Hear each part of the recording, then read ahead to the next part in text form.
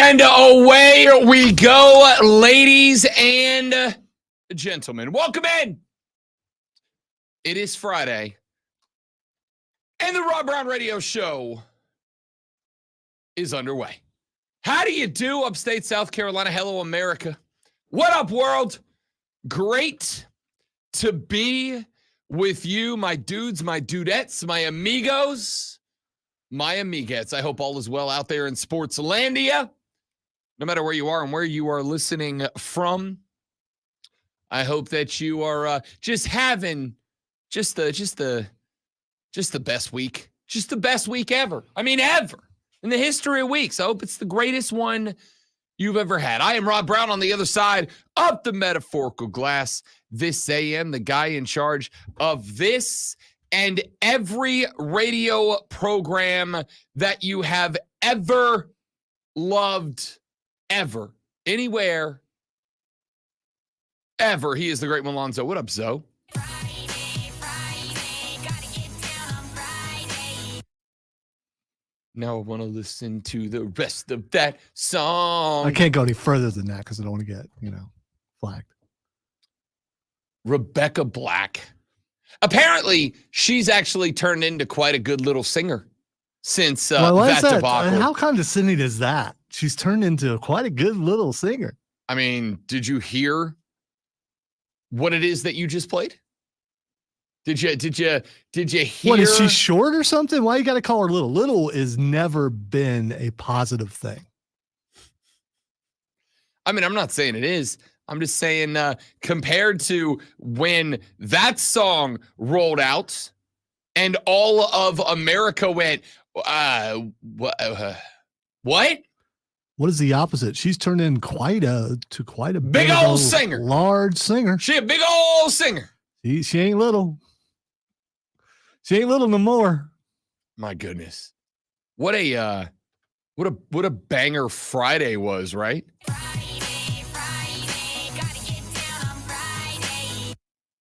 Gotta grab my bowl, gotta eat cereal.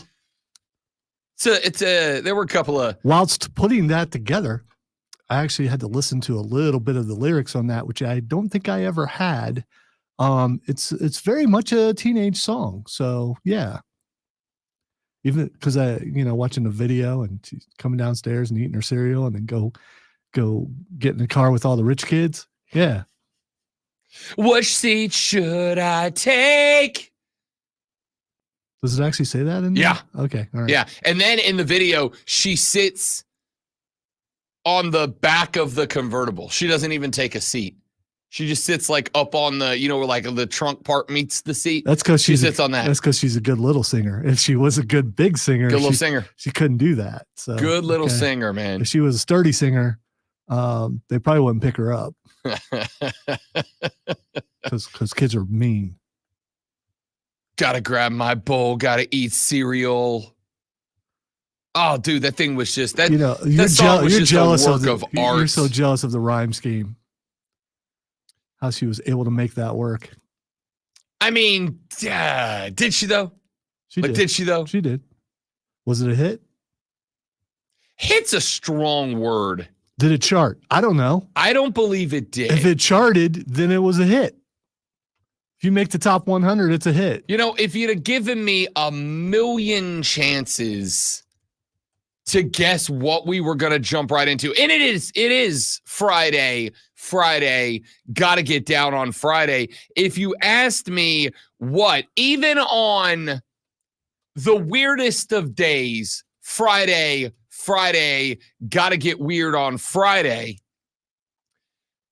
If you'd have given me a million guesses, I don't know that I would have come up with Friday by Rebecca Black to talk about. Well, supposedly she made $26,700 in royalties off of that song. iTunes sales of approximately 43,000 That's like 3 years salary for us. 5 for me. She released a follow-up to the song in December of 2013 entitled, take a stab at it? Saturday. Oh, okay. Yeah, come on, man. Saturday comes after Friday. It does. I didn't know if we were going in order. Let's see. It charted at number 40 in the Australian Digital Tracks ranking, number 66 in the Brazil Hot 100, number 79 in Brazil Pop Songs from Billboard Brazil, number 61 in the Canadian Hot 100, number 46 in the Ireland Top 100, 33 in New Zealand, 45 in Scotland, 60 in the UK, 58 in the US Billboard Hot 100, and charted at the top of the US Heat Seekers songs on Billboard, which track a song's virality online. The album itself went gold, selling 500,000 units. So there's that. There's a thing that happens in that song. Should I be offended that edibles and stuff keep showing up on my feed, knowing that I am drug free and have been my entire life? No, punk. It is that is an untargeted advertisement campaign happening to everyone. Well, Cheech and Chong has been on there a bunch. Yeah. Now I got Jesse the Body Ventura trying to sell me edibles. I feel like those would be like Cheech and Chong edibles. You'd be like, oh man, it's Friday, man. Got to get down on Friday, man. And with Jesse Ventura, you'd be like, Fridays were made by aliens. They brought Fridays with them from the planet Uranus. All right, so Cheech and Chong make you unaware. Jesse Ventura makes you aware. Clues you into realities that aren't that at all. You can't prove that. Neither can he. Friday. All right, we got a show lined up today, ladies and gentlemen. Plenty to get to. The Florida Panthers are now 60 minutes away from bringing home Lord Stanley's Cup. Unlike the NBA, there has been one NHL series that saw a team come back down 3-0 to win the series. However, teams are 27-1 in series where they are up 3-0 all time.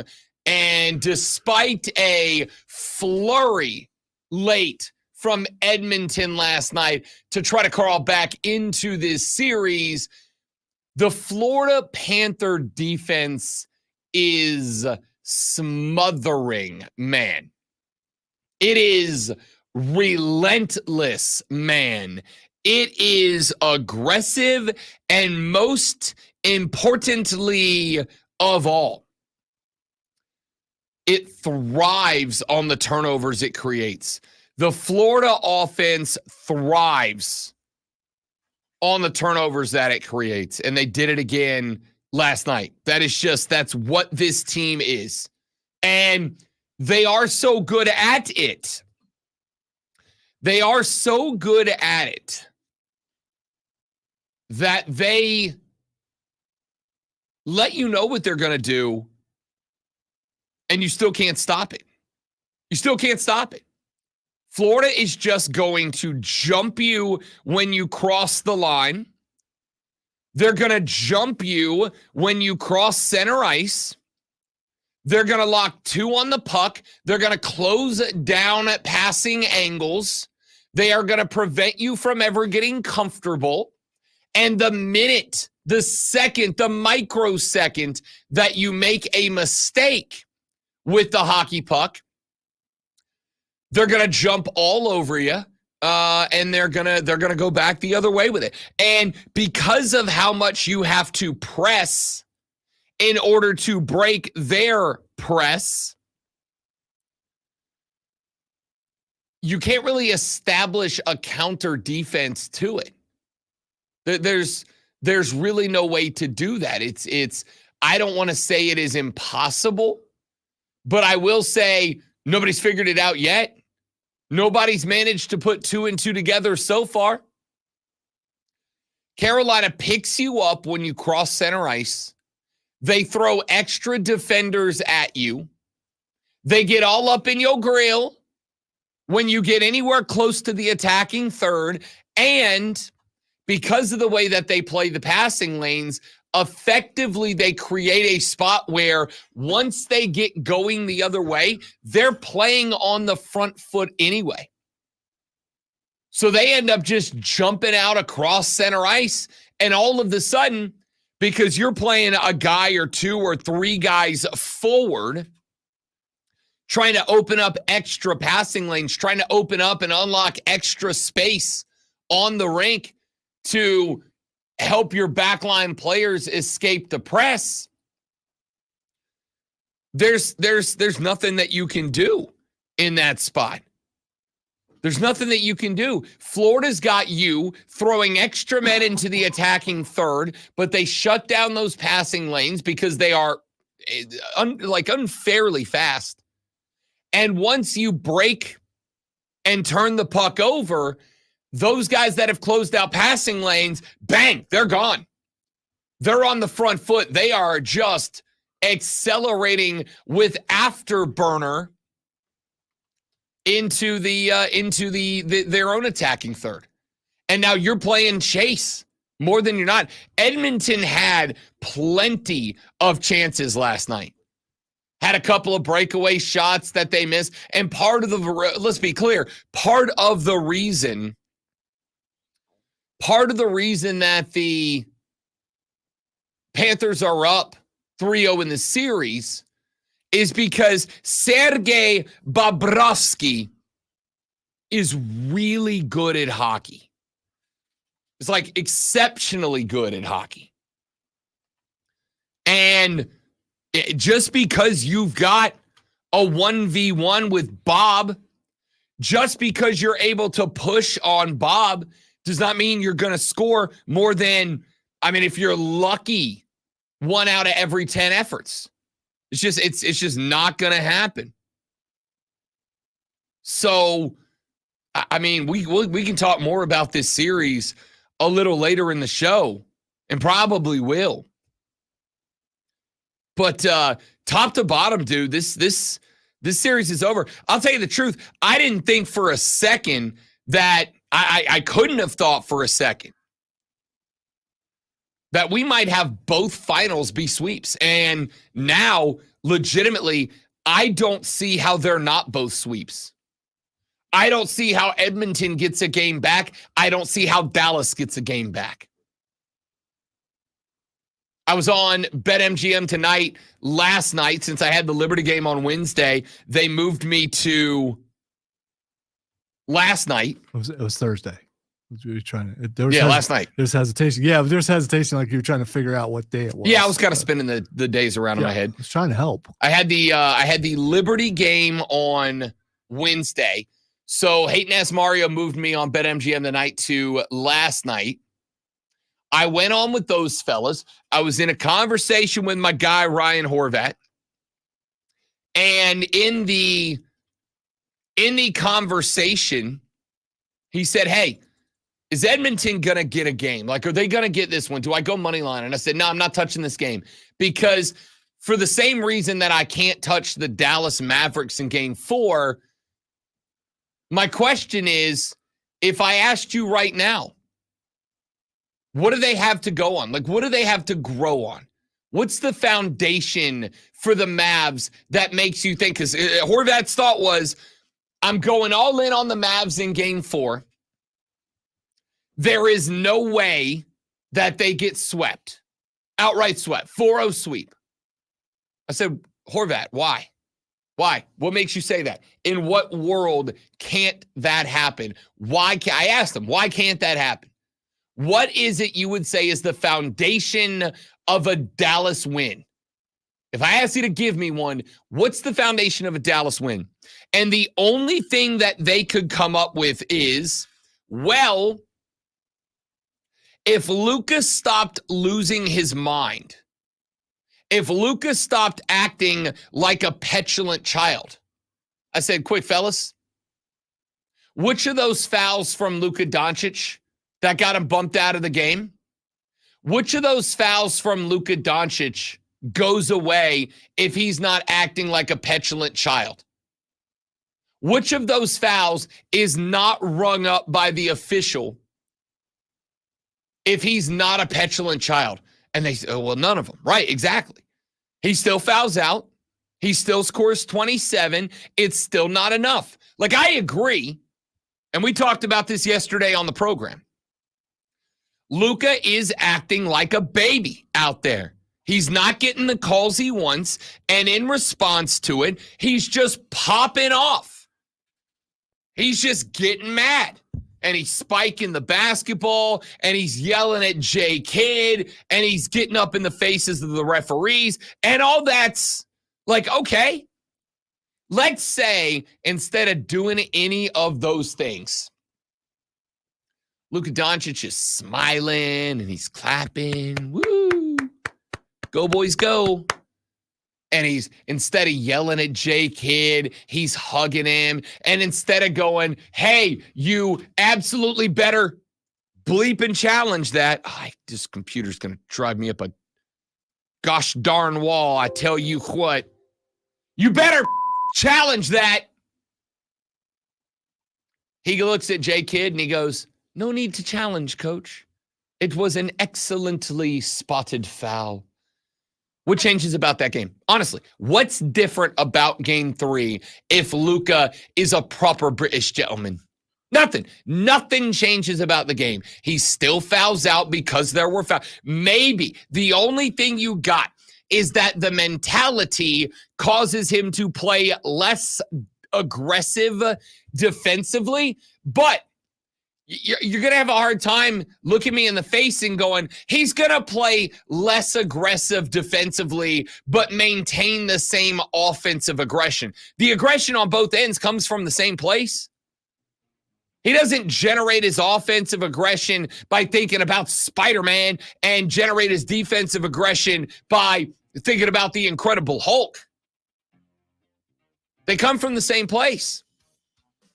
And then I look at Florida and Edmonton, and I think, what about Edmonton? They could not score on multiple breakaways. They had a flurry of goals late, but I also have made the argument that much like Boston, Florida, late in that game, basically said, no freebies, no breakaways. Play a defense that prevents them from scoring on breakaways. If they're going to score, they're going to have to score with a set offense. And Florida relaxed a little bit. And Edmonton scored a few, and then we got down to 4 minutes left. Edmonton brings it within 1, and then what happened? They never saw the goal again. They never got another shot off. It's the exact same series, but with razor blades and ice. Back after this on the Rob Brown Show in the Fan Upstate. Sounds painful. Michael, good morning, buddy. Razor blades and ice. It sounds like that would hurt. It does sound like an emo album, doesn't it? It does.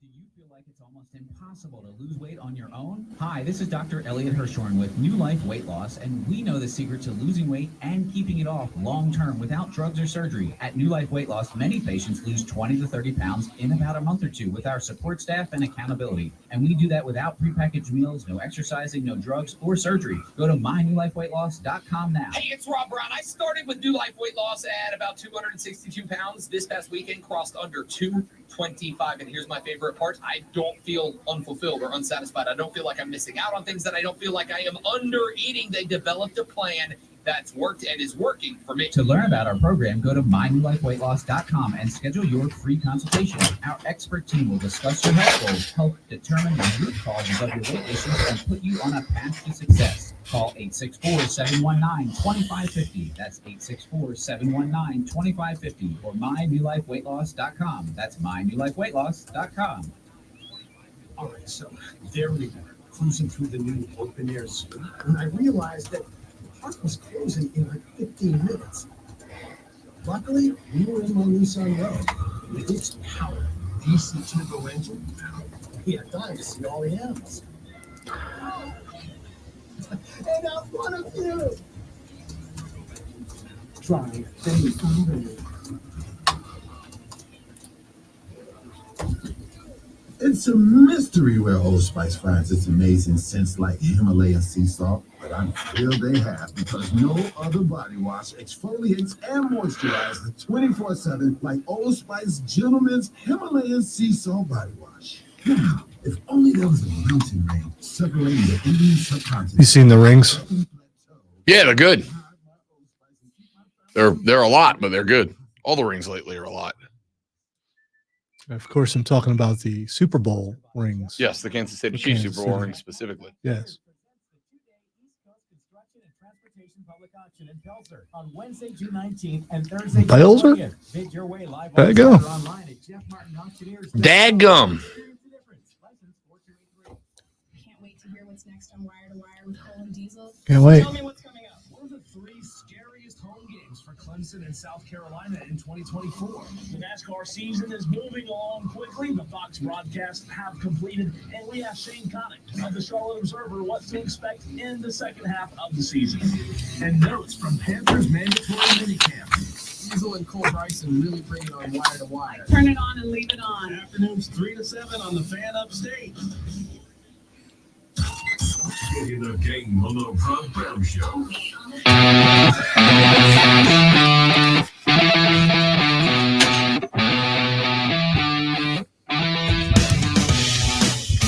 My dude, Paul Maneri, has been on site for 3 days.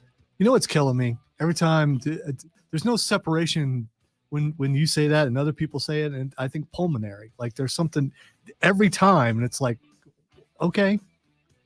Pulmonary. Yeah, fair.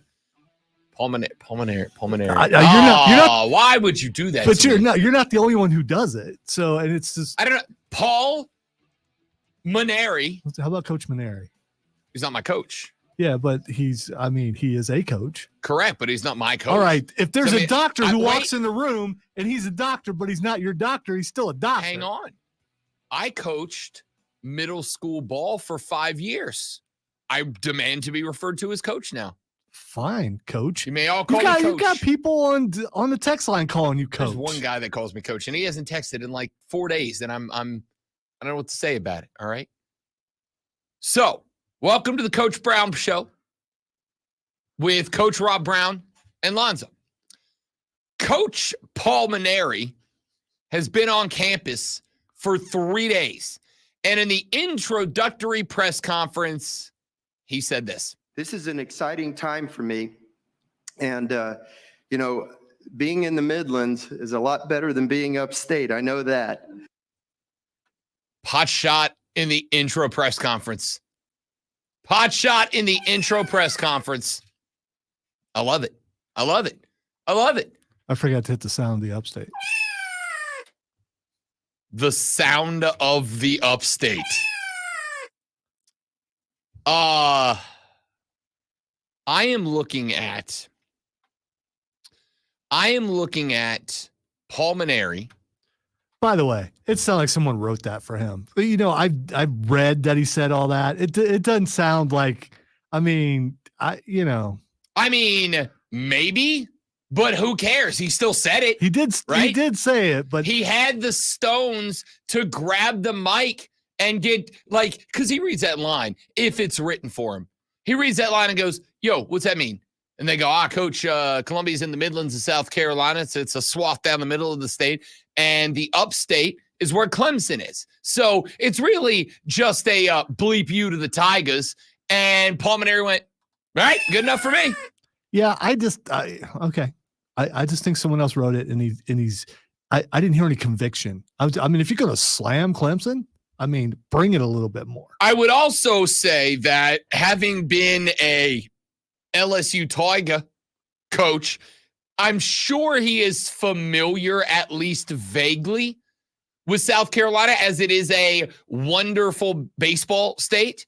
And I promise you, Paul Maneri annually had guys on his team from across the Palmetto State. But again, who the hell cares if it was written for him? Dude grabbed the mic And he said it. He fired a shot on day one, presser one. He fired a shot. Good. Sorry, there's a bald guy on a big bike vaping, I think. No, I think he was eating a chocolate bar. Was he? Or he was eating You could something. tell from here. It was odd to just see that out of the corner of your eye. Well, you don't have your glasses on. Yeah, I could see that far. I caught him as he was leaving frame. Okay. So, I mean, you've got a better view of it. It was very Monty Python. It was very Monty Python. I love it. I do and have believed that this rivalry on the baseball diamond could be the best rivalry between these two schools. Honestly, basketball after what Brad Brownell did this year, basketball's right there in the mix. But as of right now, respectfully, it's not a rivalry in football. All right. It's not a rivalry in football. And if we are going with sports that get you on TV, if we are going with sports that register, this is the baseball rivalry is a rivalry that could begin to heat up right now. You've got a South Carolina team that just brought in a national championship winning coach, that just brought in a guy who at LSU made the College World Series 1 out of every 3 years that he was there. He understands pressure. We had Dave Schultz from the Locked On Podcast Network earlier this week. Schultz, he's been covering college sports in Louisiana for as long as I've known him. And I asked him the question, does Paul Mainieri understand the pressure that's on him right now?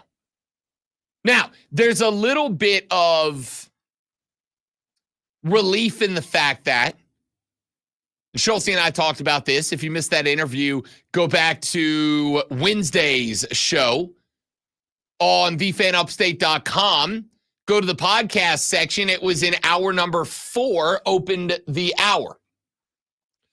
I said, does Paul Mainieri really understand the pressure that's on him? I knew the answer to this question already, but I wanted Dave to answer it for y'all. And he said, yeah, dude, he was at LSU. He was at LSU. The expectation at LSU is anything less than a plane flight to Omaha is a failed season. I would ask South Carolina fans, was this year a failed season for you? A lot of you will say yes, but I don't think all of you will say yes. For what this team looked like it was going to be in March, April,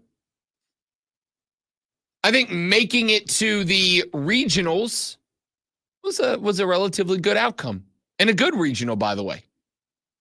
The host, NC State, is going to Omaha. I can't say it is a failure. I can't say it's not. I think it was maybe a little bit of a disappointment that you didn't get out of the regional. But you got to a good regional, got to a tough regional. So, the new head coach, Paul Mainieri, comes up from LSU, a place where, as Dave Schultz said, anything less than a flight to Omaha was a wasted season, was a failed season, was a busted season. He understands the pressure. He gets the pressure. You're not going to have any pressure in Columbia that you didn't have in Baton Rouge.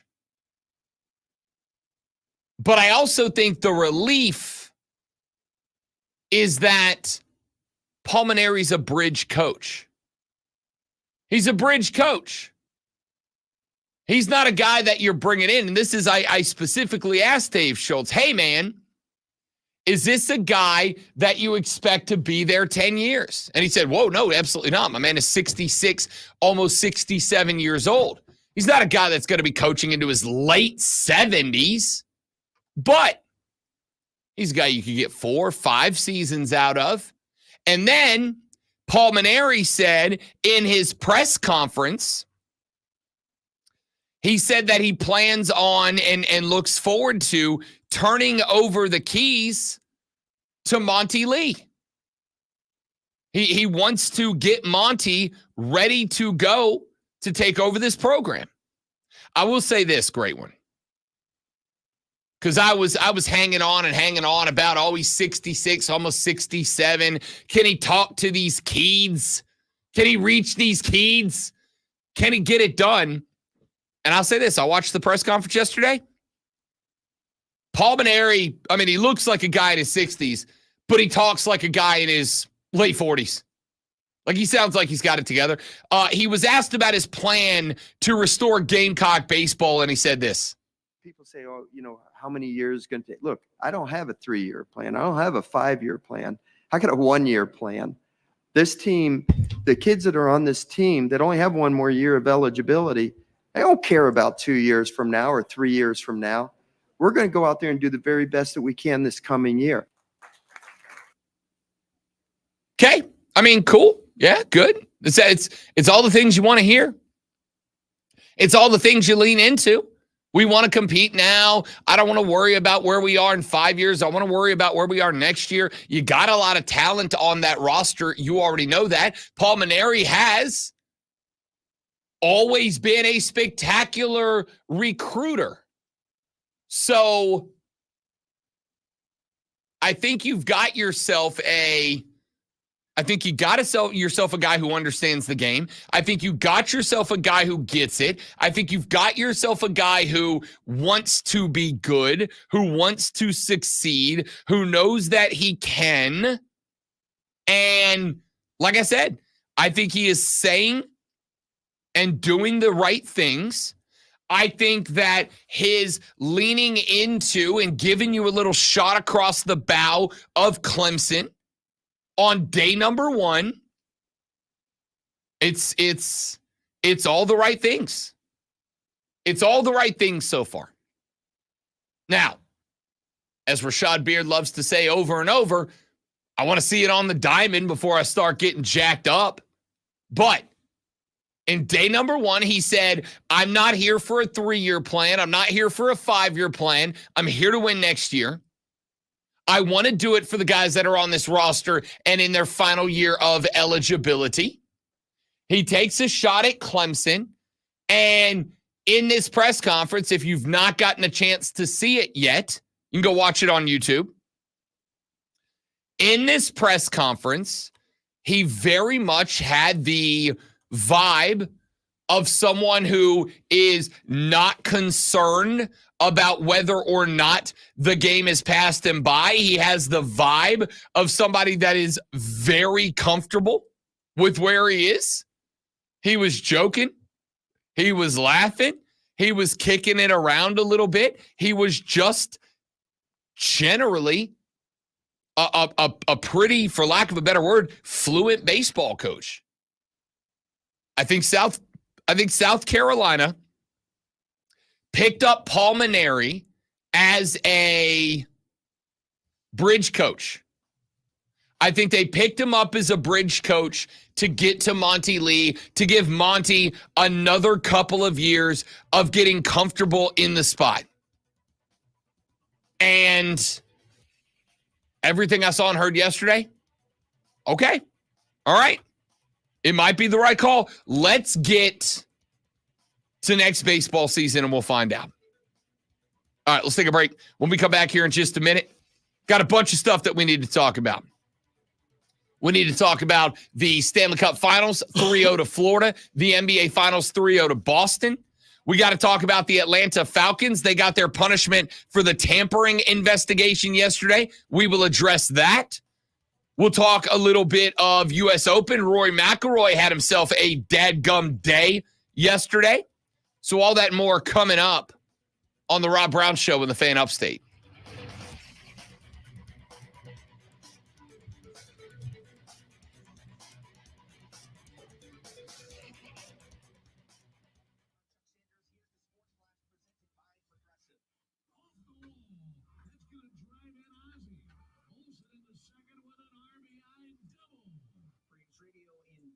a 6-3 win over Baltimore. Reynaldo Lopez matched his season high with 8 strikeouts over 6 shutout innings. Marcell Ozuna's 2-run double off Cole Irvin escaped Lopez to a first-inning lead, and Ozzie Albies 4 hits helped Atlanta add a run in each the 4th and 6th. They added 2 more in the 9th. Their 12 hits, the most since June 1st. The result snapped Atlanta's 5-game losing streak and halted the Orioles' 6-game winning streak. College World Series starts today at 2 Eastern. Number 4 North Carolina takes on number 12 Virginia. Then at 7 tonight, number 8 Florida State battles number 1 Tennessee. Tomorrow at 2 Eastern, number 10 NC State against number 2 Kentucky. 7 Eastern, Florida battles number 3 Texas A&M. So the sound stopped working on Starfield yesterday. The sound? Yeah, so no sound. And I looked it up, and there's a bug, and there are a couple of solutions to fix it, which worked the first few times. Yep. Basically shutting the game down and coming back in, disabling mods, and then enabling mods. Did all that stuff, worked for a little bit, then it shut off and never came back on. And the final solution is to uninstall the game and reinstall the game. Problem is it's 200 and something gigs. Oh. So Oh. so I had to uninstall last night and reinstall. So I'll have to check it when I go home today and see if that actually worked. If not, then the game's not playable. I mean, you can play it without sound, and the conversations have subtitles, Yep. but it's not, you can't hear a guy who discovers you and is about to take a shot at you, like off in the distance. There's some things you can't. It's like any shooter game, if you hear somebody, then you can take them out, and I can't, It did make me think of what it would be like to play a game if you're hearing impaired, though. The experience that you would lose not having sound.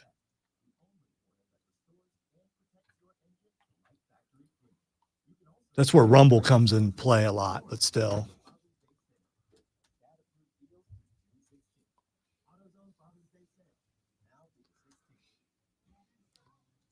I look up and I see champions.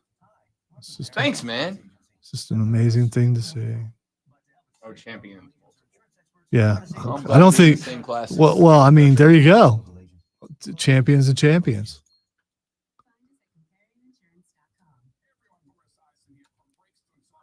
Oh, the ring opens up. I didn't notice that. I heard him say it.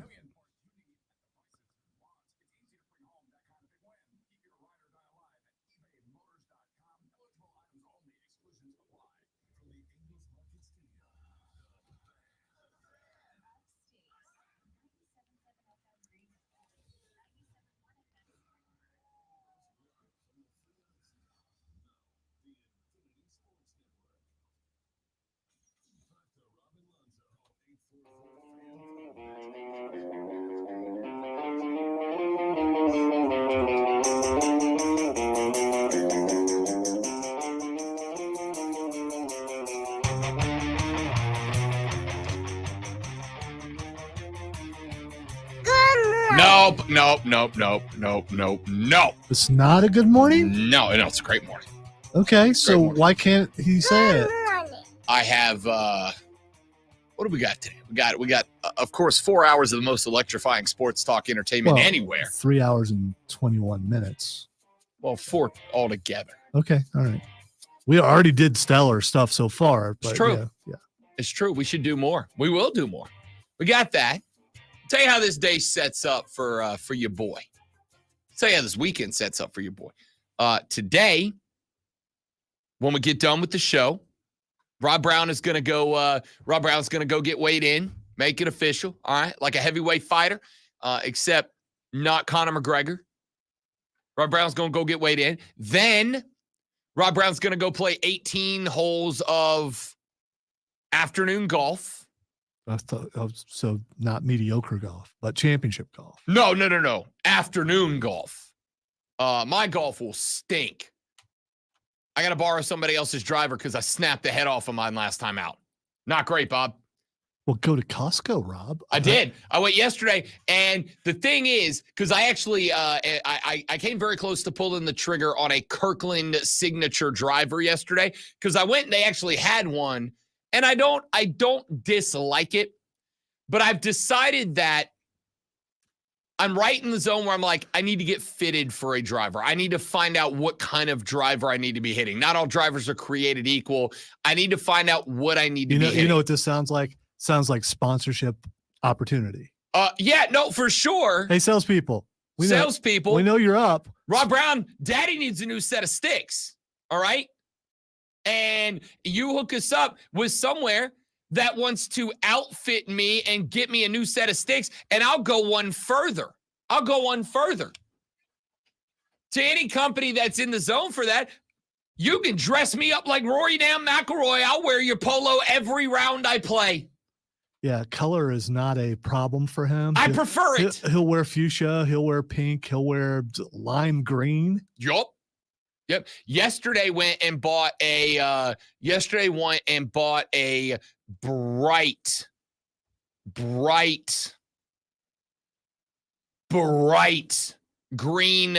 polo with neon purple golf balls. Well, I guess pink golf balls all over it. Real excited about that one showing up at the Hizzle. Did you get the look? Oh yeah, she hasn't seen it yet. Nope. One of my favorite golf brands did a flash sale last night where they were selling their polos for like a couple bucks, right? Like $10 a pop.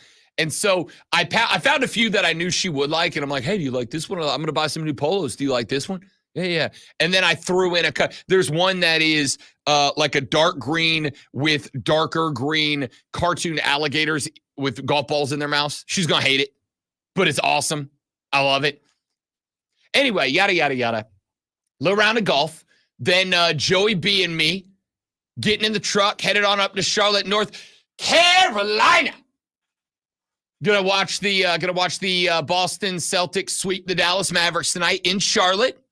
Then we will wake up at bleep you 0:30 in the morning tomorrow. Head to Pinehurst. Something you're used to. Yeah, it's true. Later than I already do. Head to Pinehurst. We will walk Pinehurst -- 2 in the U.S. Open tomorrow. Then we'll drive back. Sunday, feel like I'm gonna sleep till like 3 in the afternoon. And then it's Dad's Day on Sunday. Little Father's Day on Sunday. So yeah. What are y'all doing?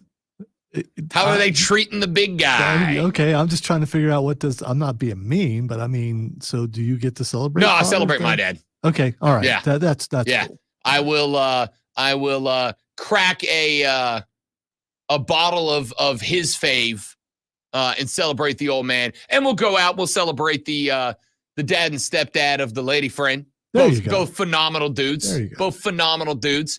We'll go have a couple of burgers out there with them.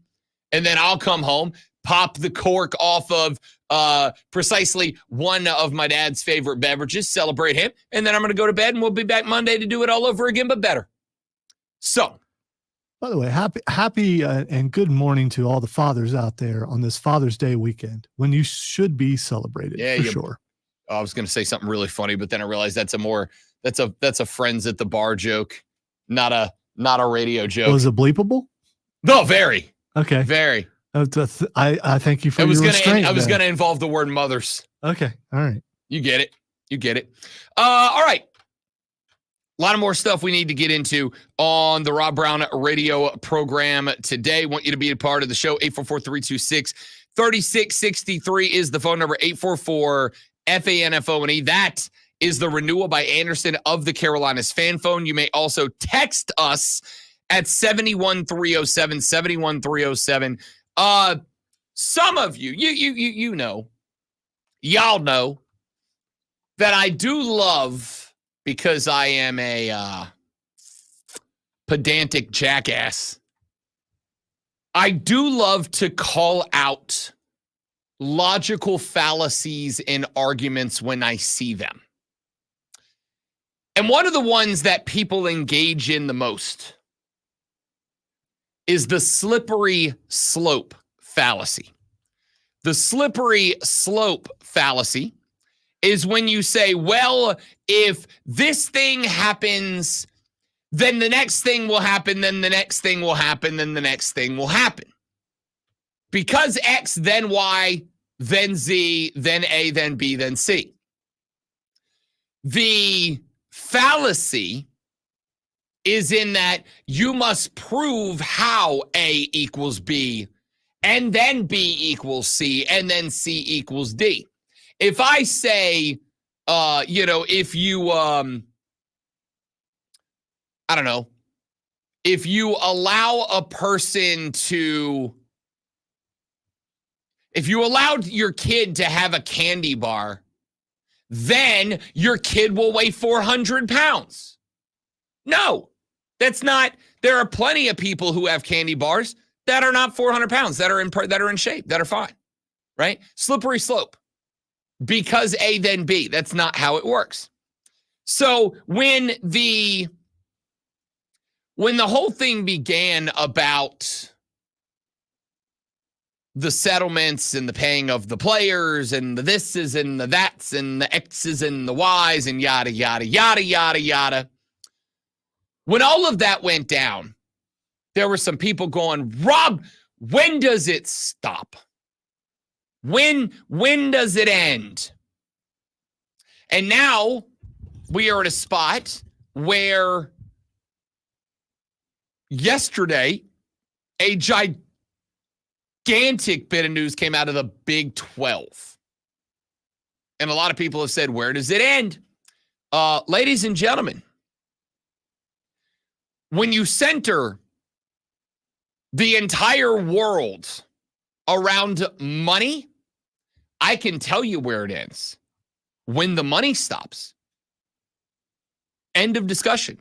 It doesn't matter what you're talking about. College football, politics, religion, anything. If you center any entity or person or organization or whatever around money, the thing in question will not stop until the money runs out. Lonzo, yesterday it was announced that Commissioner Brett Yormark of the Big 12 has formally introduced the concept to sell the naming rights of the conference in a deal that could be worth hundreds of millions of dollars. Under the proposal, the conference's name would undergo a significant alteration, prominently incorporating a sponsor's name in the title. The latest conversations within the conference have centered on retaining 12 in the Big 12 name, but removing Big. The corporate sponsor name would replace Big, meaning that next year we could have the Atlantic Coast Conference, the Southeastern Conference, the Big 10 Conference, and the All-State 12 Conference. Or the Geico 12 Conference, or the Bob's Used Cars 12 Conference. I'm looking forward to the QT 12 just because it sounds cool. I don't hate that. Yeah. The Bucky's 12. Bucky's 12. I don't think it's as nationwide enough to do that. The concept is a months-long endeavor spearheaded by Yormark, a former New York entertainment and talent executive, completing his second year as conference commissioner. In a news conference back on the 31st of May, Yormark told reporters he has been, quote, vetting out big ideas, end quote, to help grow league revenue. He did not reveal specifics at the time. Now we have one of them. Ladies and gentlemen, if any of you thought for a second that your beloved college football was any different from the National Football League, I hope you have reached the spot where you have come to the conclusion that, no, it's not. Okay. It's not So at all. Was I supposed to be offended there? No, not at all. Okay, because if I was. But you're also an NFL first guy. Yeah, I am. Right. That's true. I think the people I am speaking to are the people that go, I don't watch the NFL because it's all about the money and not the passion of the game. My lovely, adorable listening audience, bless your heart. Your game has always been about the money. It's just that the people in charge of the money did a real good job of hoarding the money. They did a real good job of making sure that only they got the money. They are Smaug and you are the hobbits, my dear friends. And now that somebody stepped in and slayed Smaug and said this horde is no longer yours to possess, yours to control, it will be spread across the realms of Middle Earth. Now everybody wants peace. Of course you do. It's money. Why wouldn't you, right? Why wouldn't you? And so now...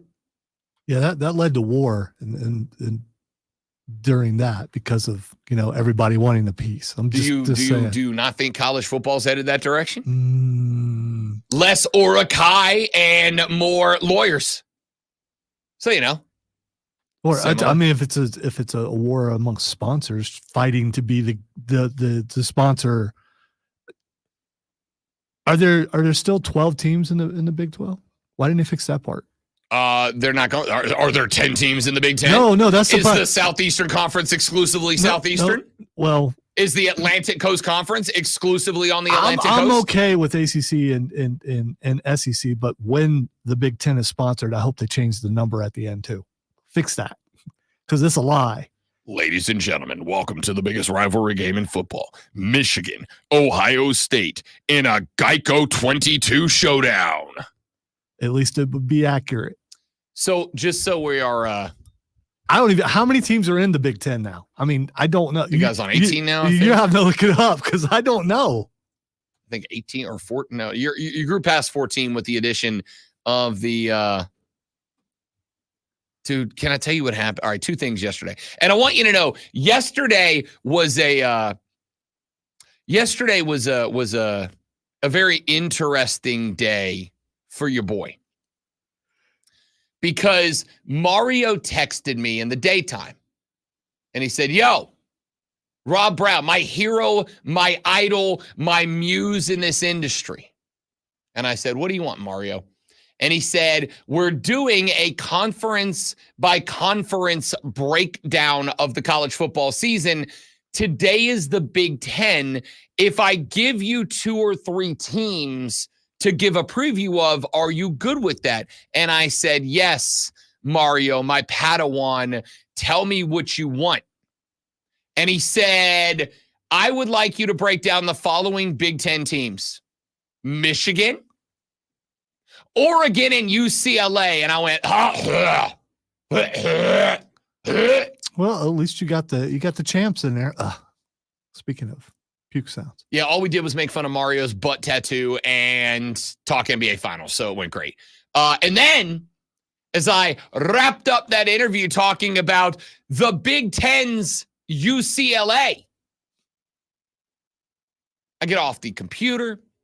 I go lay down in the bed with the fiancée because she says, will you watch hockey in here with me? And I said, yes, of course I will. So I laid down and I opened the phone and I started scrolling and I see that the Big 12 is likely going to next year not be the Big 12 anymore. It's going to be the insert your name here 12.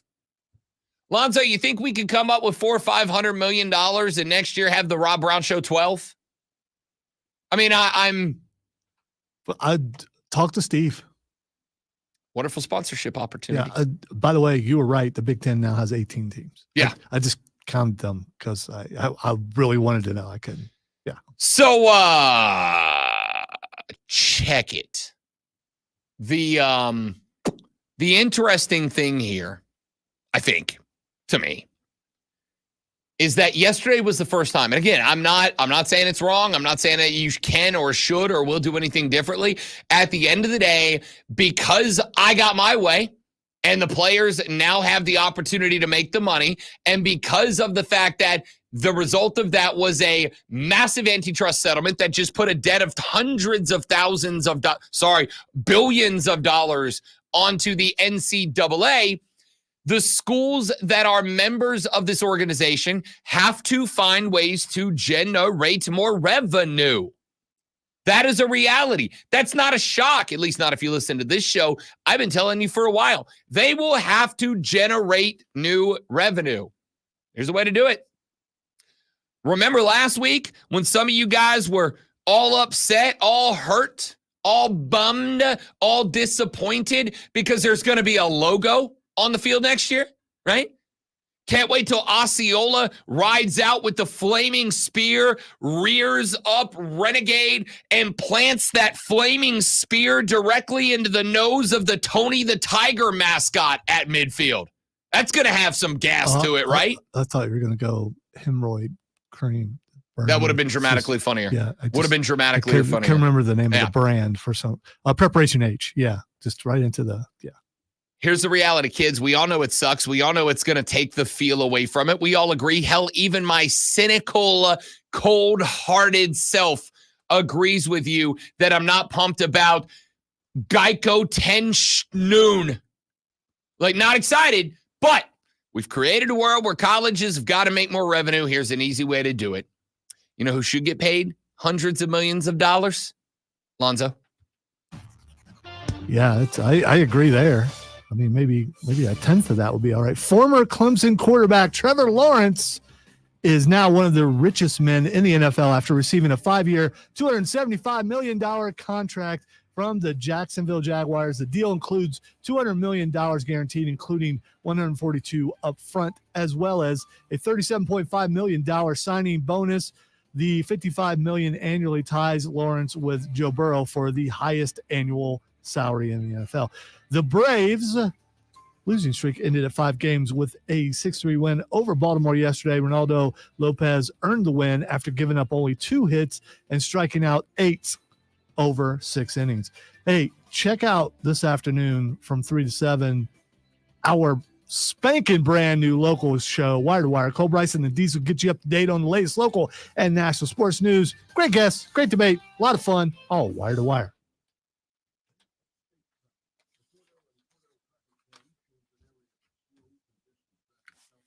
Come on, Bill. It's a jam cam, dude. What are you doing? How are we not getting more jam cam?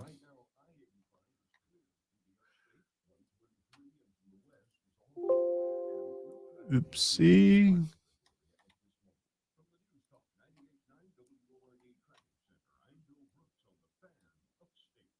Did you know Ingles only sells USDA choice and fine cuts of meat? Maybe it's time to reward yourself.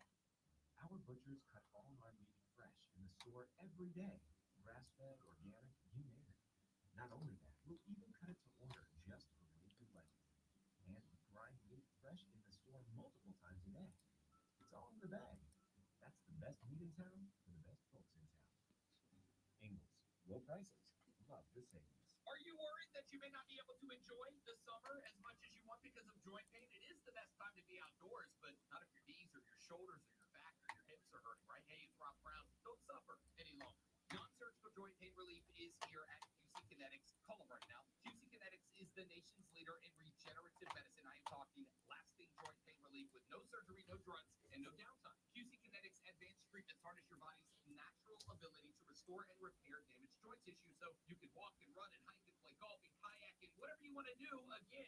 Pain-free. QC Kinetics is under the leadership of former orthopedic surgeon Dr. Mitchell Shinecup, a true pioneer in regenerative medicine. And their advanced protocols enable tens of thousands of patients. That is correct, Wesley. And according to some people, both of them are too high. But that is something we will debate coming up on the radio program. Will we? Yes. We're going to debate it? I mean, I think so. Are you sure we're going to No, disagree? we probably won't debate or disagree. Okay. I mean, I guess you could debate with some listeners, but probably not around here. I don't know. Maybe.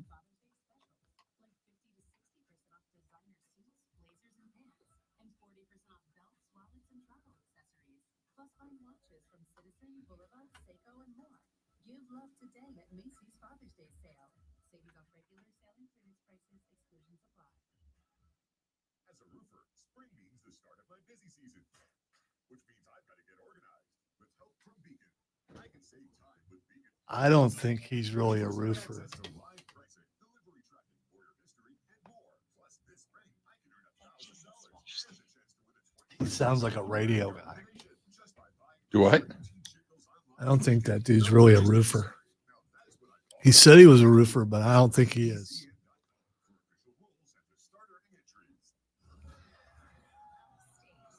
Maybe he raises the roof sometimes, and that's why he's a roofer.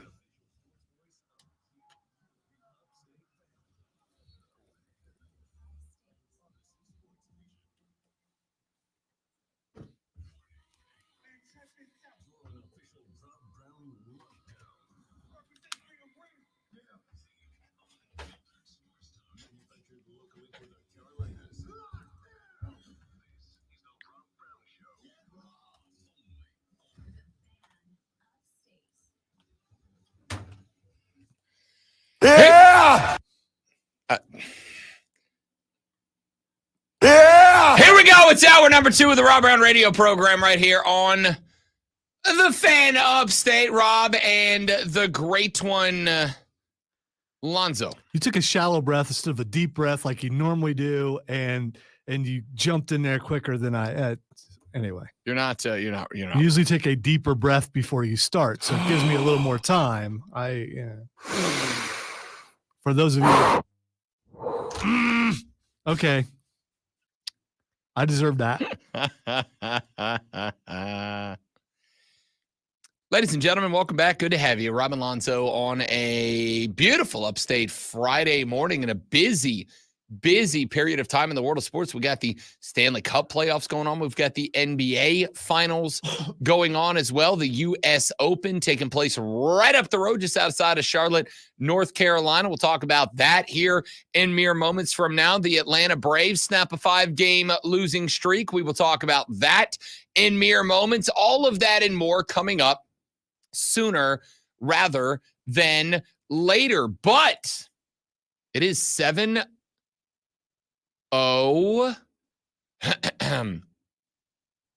in the morning, 7:02 in the morning, 58 minutes away from having to get clocked in at work. And once you do, you know what you're going to do. You're going to go grab Kevin from accounting. Like, Kev, sup, big dog? Would you like to go talk about that game last night? Kevin, who's in accounting but hates accounting. Does Kevin still work here? Yeah, he does. Okay. Yeah, I talked to him a couple days ago. Okay. I'm just curious. Yeah. Kevin from accounting, who hates accounting, but hey, a job's a job. Am I right? Is going to go, yes. More than anything in the world, I would like to stop accounting and start talking sports. So you're going to head down the hallway. You're going to go find that one corner in the break room where the boss can't see what's going on from his window. Why he gets his own door and window to close and you don't, we'll never understand.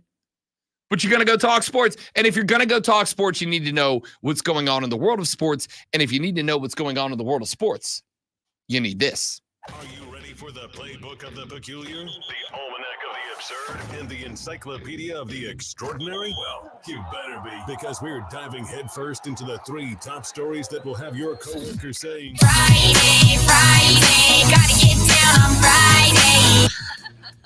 No. Here we go. Welcome to the water cooler cheat sheet on the Fan Upstate.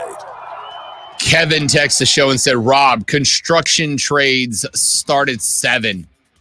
Well, Kev, first off, glad you have us on. Thanks, bud. Second off, to everybody that is working with Kevin on the site right now, Kevin said y'all can stop working. Come stand by the radio. We're talking about sports. Kevin said you can have a 20-minute break. Come talk sports with us right now, Kevin's coworkers. Why you got to do that to Kevin, man? Why? I mean, he's listening. Why are you coming to Kevin? So we don't care about Kevin. We don't care about everybody. You try and get everybody in trouble. Trying to grow the show. It's Hashtag grow Friday. the show. That's when people get let go. Don't do that. Item number 1.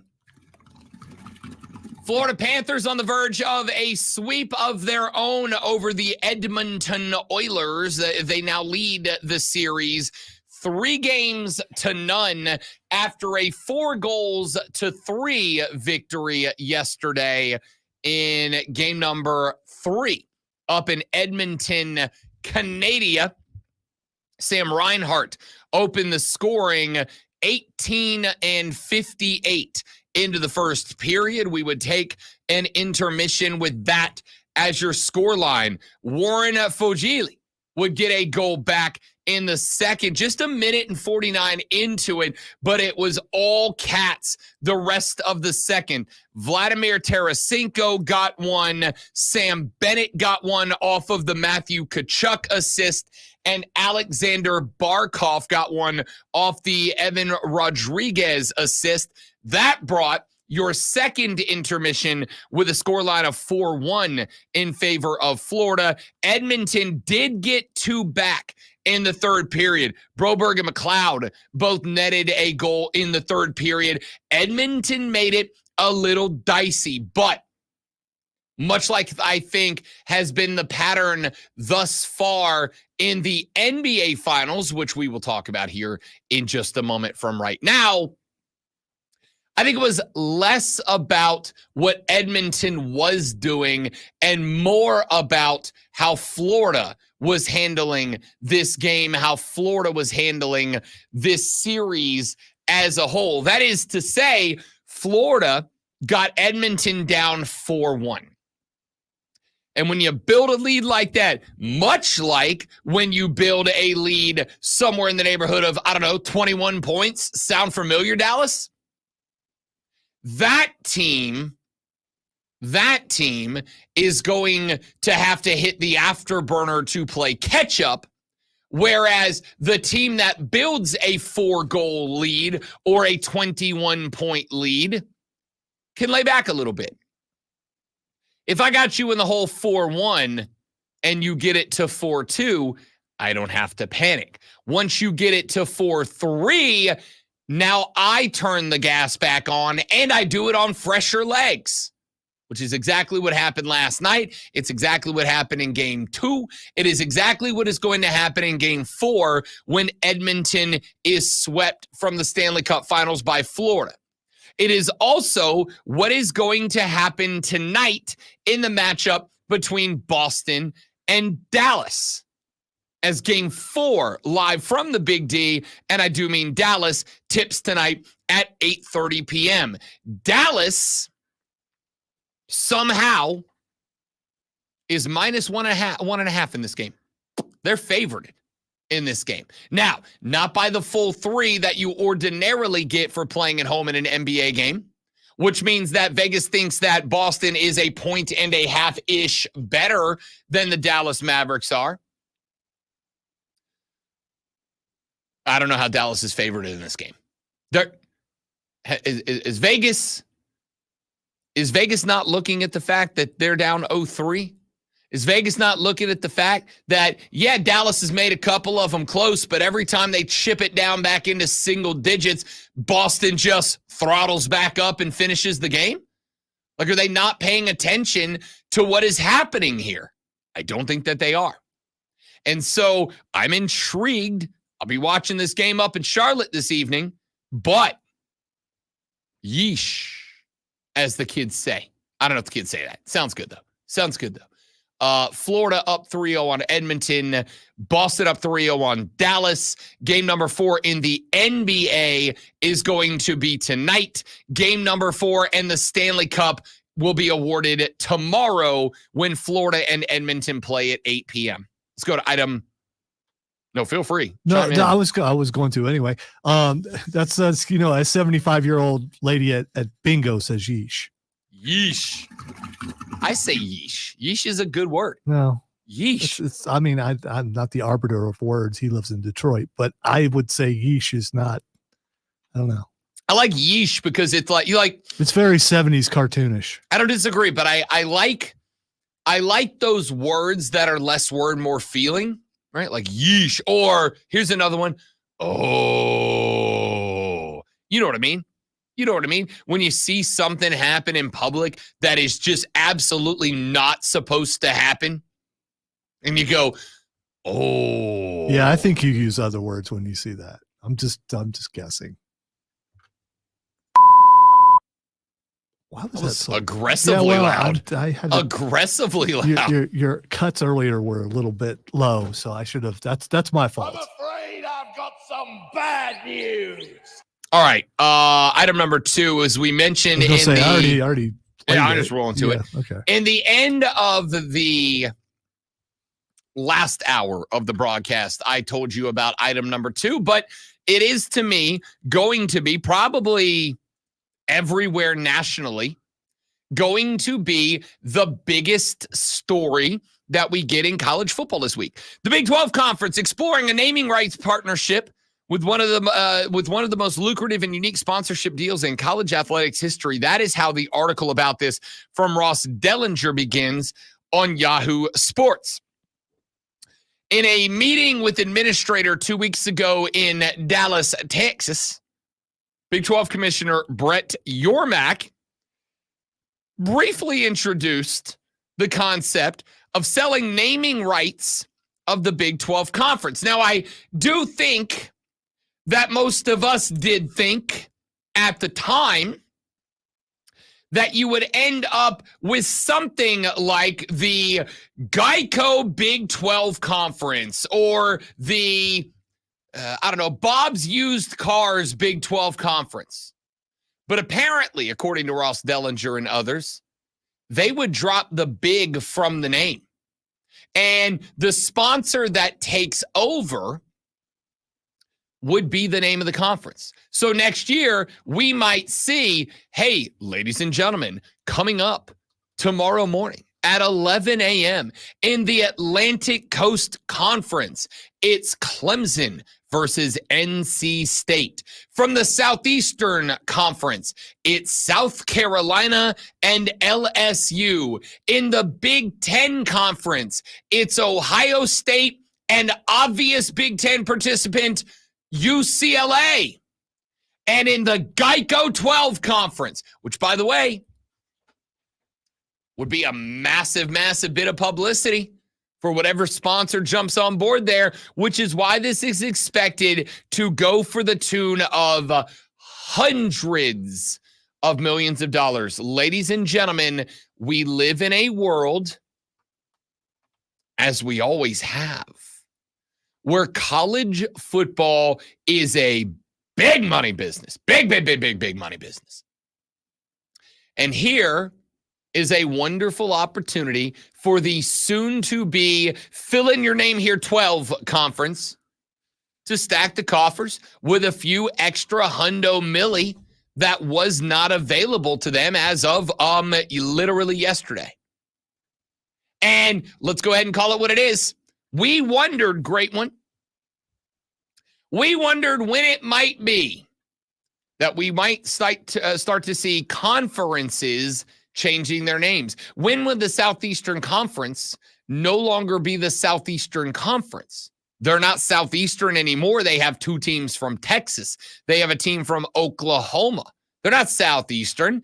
Will we see the name change? What about the Atlantic Coast Conference? There's a team in California in that conference. I can tell you, because I own a map, that not only is California not on the Atlantic, it is as far from being on the Atlantic as is possible without leaving the continental United States. We wondered when it might be that we might see a conference change a name, and the answer is as soon as someone gives them $500 million to do it.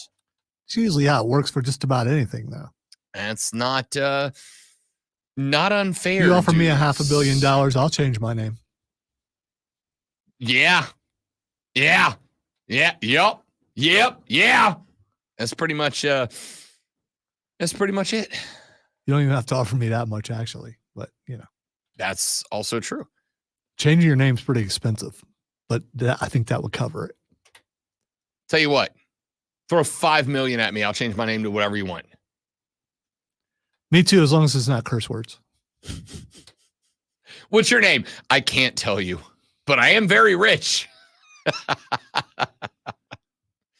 Item number 3 on the water cooler cheat sheet.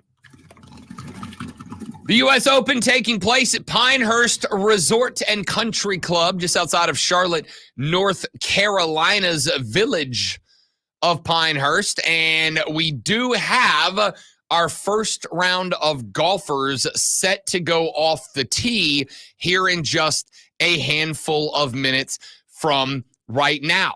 Pinehurst, different than the other majors. The other majors take the top 70 players plus ties. Pinehurst takes the top 60 players plus ties. So only the top 60 plus anyone tied at 60 will make their way into the third round which starts tomorrow at Pinehurst. Leaderboard shaping up right now with a couple of dudes.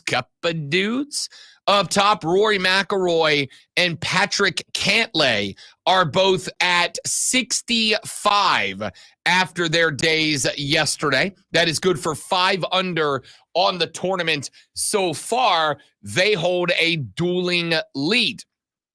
Yesterday, Rory McIlroy hit 15 out of 18 greens in regulation.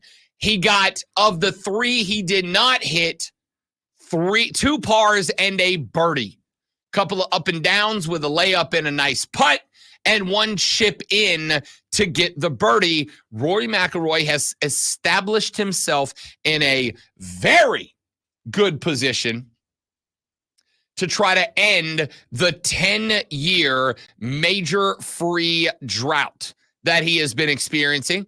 But Patrick Cantlay is right there with him.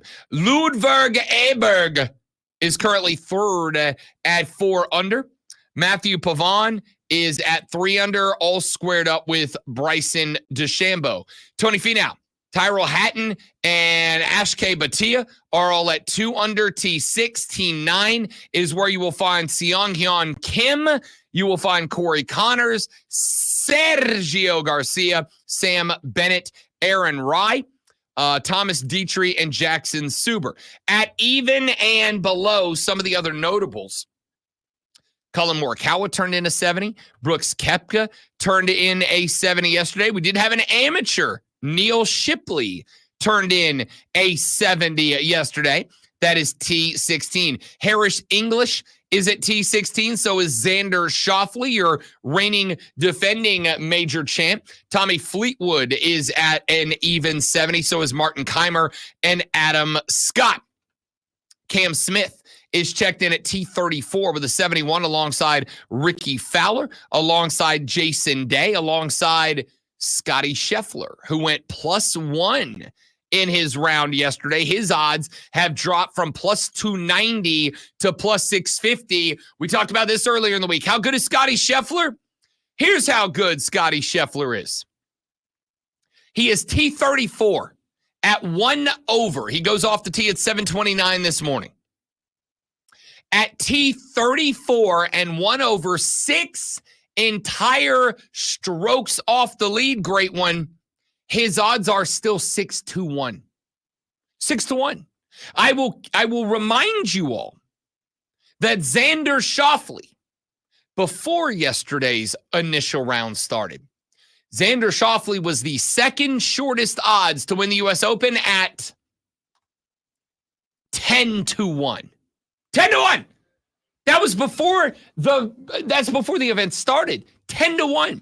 Xander Schauffele is 6 straight. He's got to make up 6 strokes in 3 days. And he's at +650. Max Homa's right there at that T34 range as well. Going down the rest of the leaderboard with some of the notable names. Jordan Spieth shot a 2 over 72 yesterday. Kurt Kitayama at a 3 over. Same with Wyndham Clark and Cam Young. Lucas Glover, Eldrick, Tiger Woods, Dustin Johnson, Seung-Jae Im, all at 4 over after opening round 74s. We will keep you up to date with the leaderboard for the guys that are going off here in, now over the remainder of the show. And follow me on social media tomorrow because I will be live at Pinehurst for round 3 of the U.S. Open. We are back after this on The Rob Brown Show and the Fan Upstate. New life. All right, guys, quick live reading. I'm coming back. Stay right there, please. And thank you.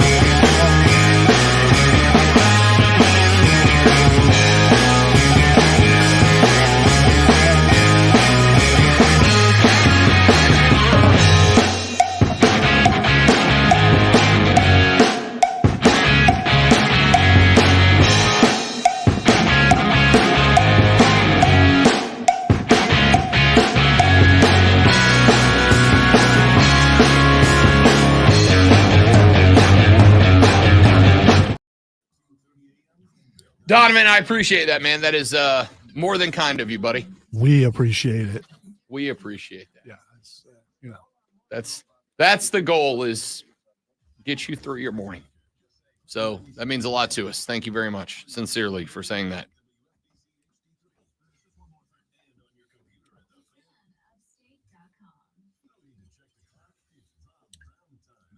if I'm invisible, I'm going to do some things to make myself visible. That's all I'm just saying. Well, I didn't know if it meant anything to you. Of course it did. I give him a thumbs up Roll. before you did. Let's look go. At you. Look at you.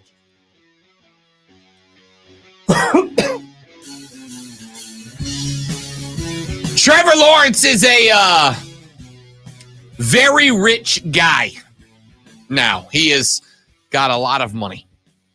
$275 million extension signed yesterday by the former Clemson Tig turned Jacksonville Jaguar. Team reached a deal with the franchise quarterback, 5 years, $275 million. 200 of that is guaranteed. 142 million is fully guaranteed. It also comes with a signing bonus of about $27.5 million. America. It will pay Trevor Lawrence an average annual salary of $55 million. That ties Joe Burrow for the highest amongst NFL quarterbacks and therefore matches the highest mark in NFL history. The only other members of the $50 million club are Jared Goff, Justin Herbert, Lamar Jackson, and Jalen Hurts. Lawrence's deal is surpassed in total guaranteed and fully guaranteed money only by Joey B and Deshaun Watson, which means that Clemson quarterbacks now have 2 of the 3 highest guaranteed money salaries in the National Football League. I have a question. Do you believe in either one of them? Believe in is a strong word. You'd have to tell me what you mean by believe. All right.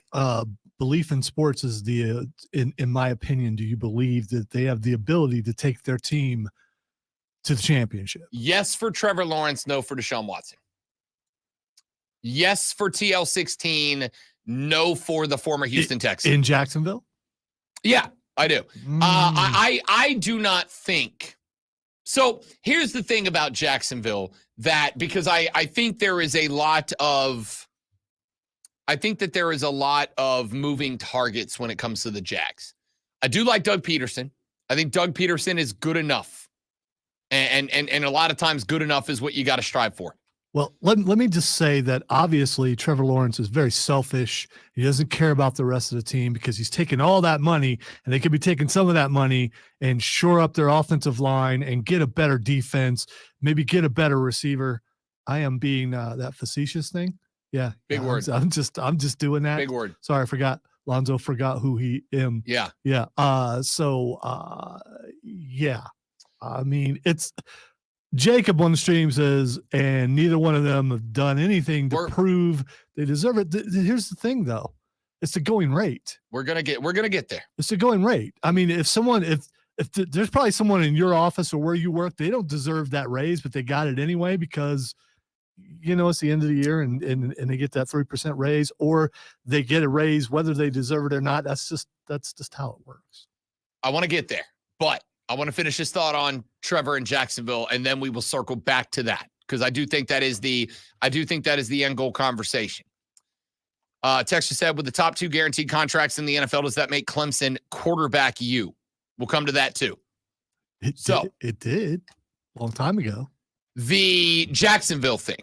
I think there's a lot of moving parts outside of just Trevor Lawrence and Doug Peterson that have to be addressed. I do have to say, I think they have done a good job of building the roster in Jacksonville. I think it is going to be a more competitive roster this year, but I think there was something else out there circling around, and that was the business dealings of their owner, Shad Khan, and the Khan family. I have been telling you for a number of years now that I thought the winds were blowing in the direction of the Jacksonville Jaguars eventually becoming the London Beefeaters, or whatever they were going to call them.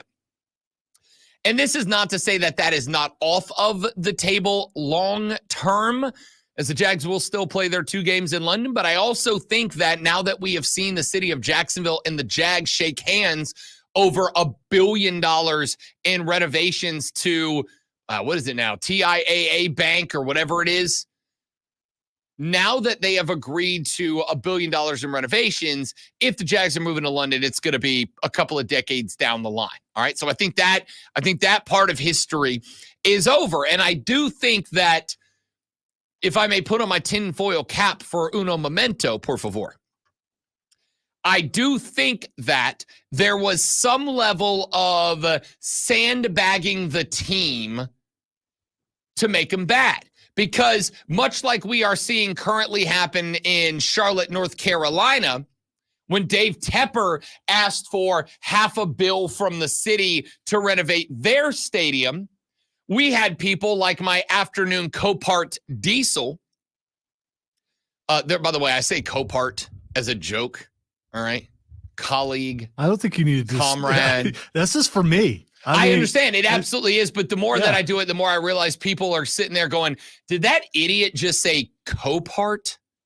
So I felt the need to clear it up. When Dave Tepper asked for $500 million to improve the team, you got people in spots of power like Diesel who jump on the mic and go, screw you, dude. The team sucks.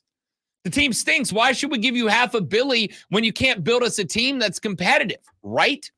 And so I do kind of think to some degree that the ownership of the Jacksonville Jaguars was sandbagging that team a little bit because they were going to get one of 2 things out of it. They were either going to get to use that as, hey, man, you know, if you would build us a nicer stadium, it'd be easier for us to talk guys into coming here and playing, or we'll take our ass on across the pond. We'll go play in London. They love us in London. Shad Khan owns soccer clubs in London. He could consolidate all of his teams under one roof in London. Well, now that the city of Jacksonville has agreed to renovate TIAA Bank Stadium in Jacksonville, Florida, the butthole of America, TM, now I think they'll start to, what's the word I'm looking for here? Try. I don't think they're going to sandbag the team. I do. There is a part of me that believes that they have been operating under, let's sandbag the team so we get our way. If you think for a second that billionaires aren't above doing things that negatively impact other people to positively impact themselves, then bless your beautiful, naive little heart, you sweet summer child. Yeah, I just that part bothers me a little bit. You pay all that money for Trevor Lawrence. I know this is recent, but I mean that's a valuable asset. You're not going to put bad pieces around him where he could possibly get hurt just to sandbag. I don't believe that. I appreciate your faith and optimism in other human beings, a trait that I lack. If you believe that you actually have a valuable asset, and obviously they do because they just paid him, you're not going to put stuff around him that might make that asset no longer valuable. An asset is only valuable if it helps you accomplish what you want to accomplish. Trevor Lawrence being good does not necessarily help Jacksonville, or more directly Shad Khan, accomplish what I believe he wanted to accomplish, which is either get me renovations or get me to London. If the Jags started competing and the stadium started filling up, then like maybe that's an argument to renovate it. Hey, we got more people coming, but it's also a reason not to. Hey, Shad, obviously people are happy with the stadium. We're selling this B out.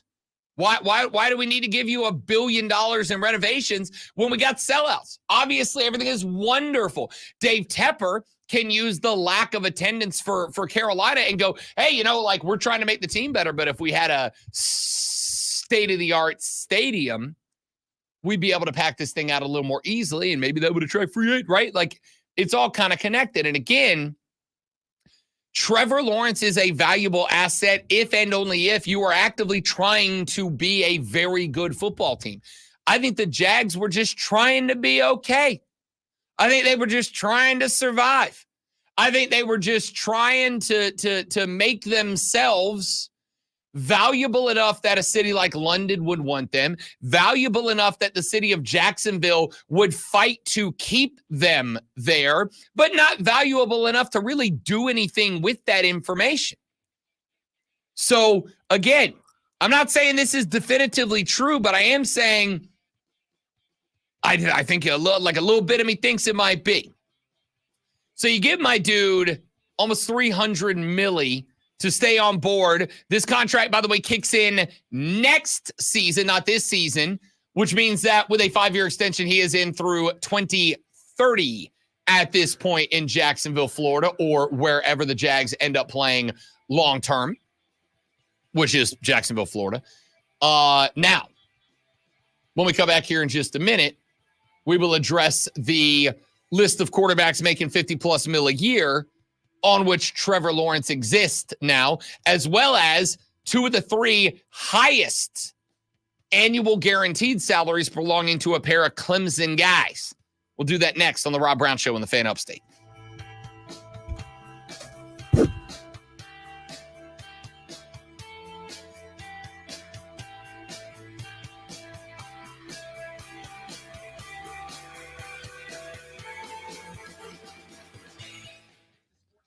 It reminds me of Miami Vice. I got this one at Target last year. Somebody asked earlier where you get shirts like this. Target is the answer. Could I get you to hand me the remote or to find the golf tournament? Possibly. Potentially. Maybe. Theoretically. I gotta hand you the remote, but the thing's over.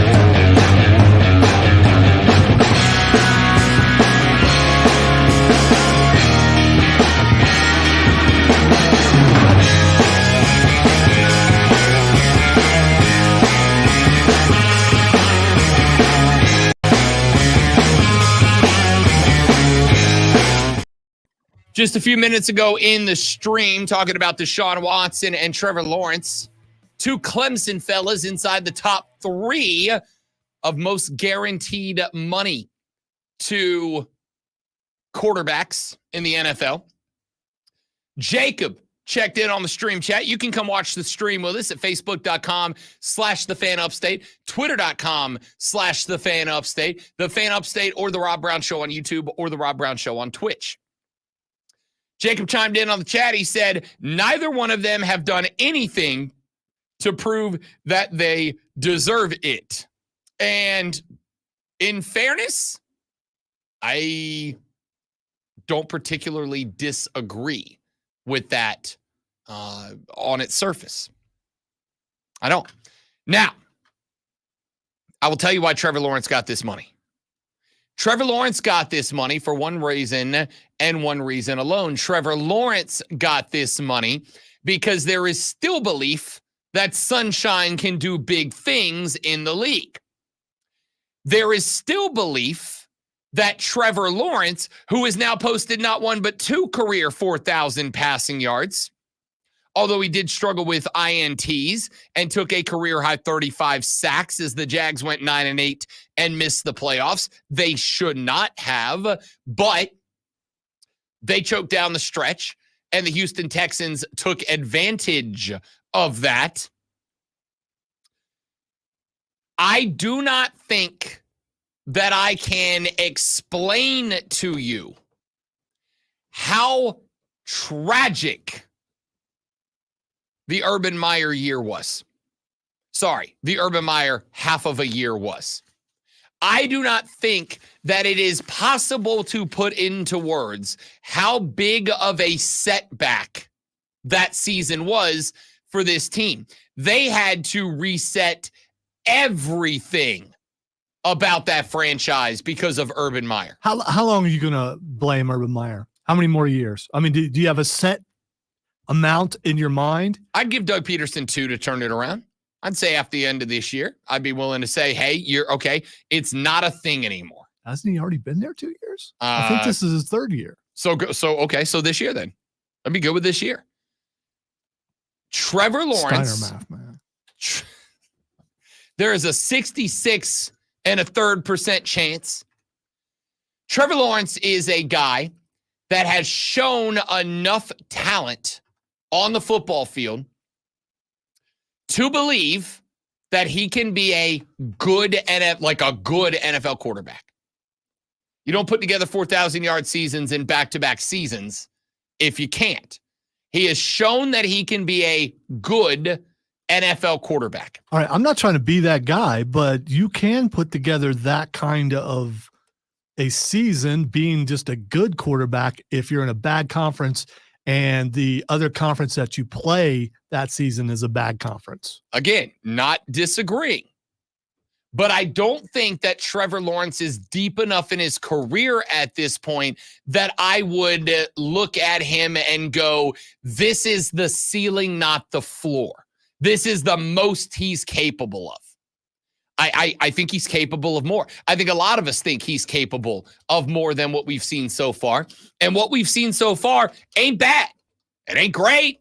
It ain't incredible, but it ain't bad. I never thought he was going to be a great quarterback in the NFL. I thought he would be a pretty good quarterback in the NFL. I think this is it. I think this is what you're going to get. If you put a better team around him, they should be able to win more. But I don't think he's going to be at the end of his career one of the elite quarterbacks or ever labeled as an elite quarterback while he's in the NFL. You built a good team around him. Is he good enough to win a Super Bowl? Depending on the team, if you get a good enough defense, yes. Here is the response that I landed on last night. With a good enough team around him, the answer is yes. He's good enough to win a Super Bowl. Is he going to be a guy that I think is going to win multiple Super Bowls and multiple Super Bowl MVP awards? No. Is he good enough to win multiple Super Bowls? Probably. I would say multiples like 2, maybe 3, if the Jags really build a monster. But I think 2, maybe 3 is kind of the limit. But I think he's good enough to win a Super Bowl. If I ask you to look up and down the starting rotation of starting quarterbacks right now, how many other ones would I be willing to say are better than Trevor Lawrence? 10? 11? So why give Trevor Lawrence this much money? The answer is because the quarterback market never goes down. It never goes down. You're never going to see a spot where you get a top flight quarterback or even a mid-card quarterback that's going to grab the mic and go, thanks for coming today. I'd really like to thank the Buffalo Bills for working with me to get this contract done. I am happy to be the 8th highest paid quarterback in the National Football League. And I look forward to a long, successful journey here with the Bills as the 8th highest paid. Quarterback market doesn't go down. If you get a QB that you feel is Super Bowl capable, not caliber, capable. If you get a QB that is Super Bowl capable and, like Jacksonville, you're locked in with that cap for a hot minute, You've got to give them more money because the market goes up. It does not come down. So, to me, when I look at the contract extension that Trevor Lawrence just signed, I do absolutely believe that he is Super Bowl capable. That on the right team, with the right coach, the right setting, the right situation, Trevor Lawrence can bring a Lombardi to Jacksonville. I do believe that. Do I think it's going to is it going to be a year that we all go, damn, Trevor Lawrence is goated? No. No, I do not. Do I think that he's good enough to get it done? Do I think that he is good enough to win? Do I think he's good enough to get a Lombardi on the right team with the right coaching? Yes. And because of that, you have to pay him. And I got news for you.